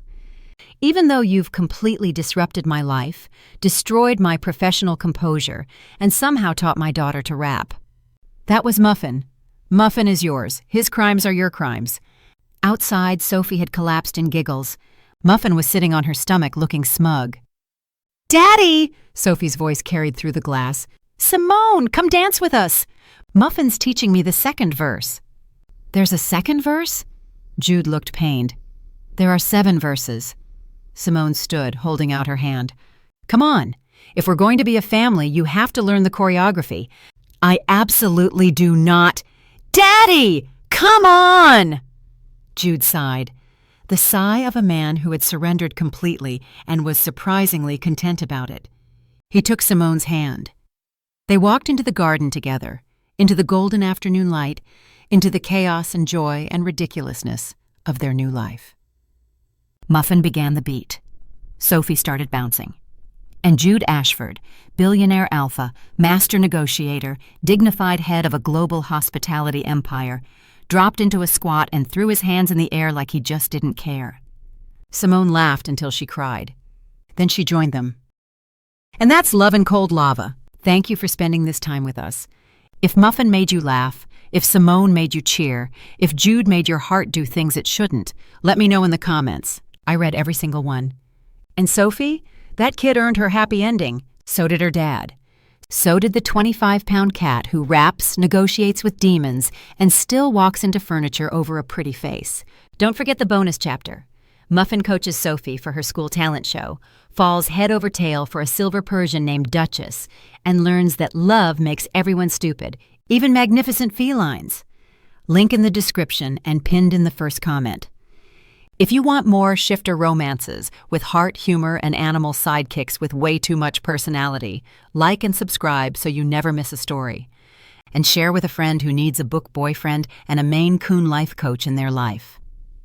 This is Fairy Tales with Fangs, Billionaire Alphas, fierce heroines, furry sidekicks who steal every scene, every story original, every ending earned.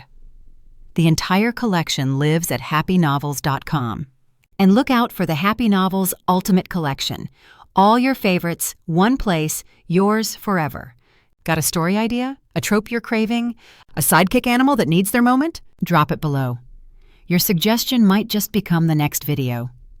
This has been Love in Cold Lava, written by Dean Leo, narrated by Jessica Lee. Thank you for listening. Until next time, stay warm and stay in love.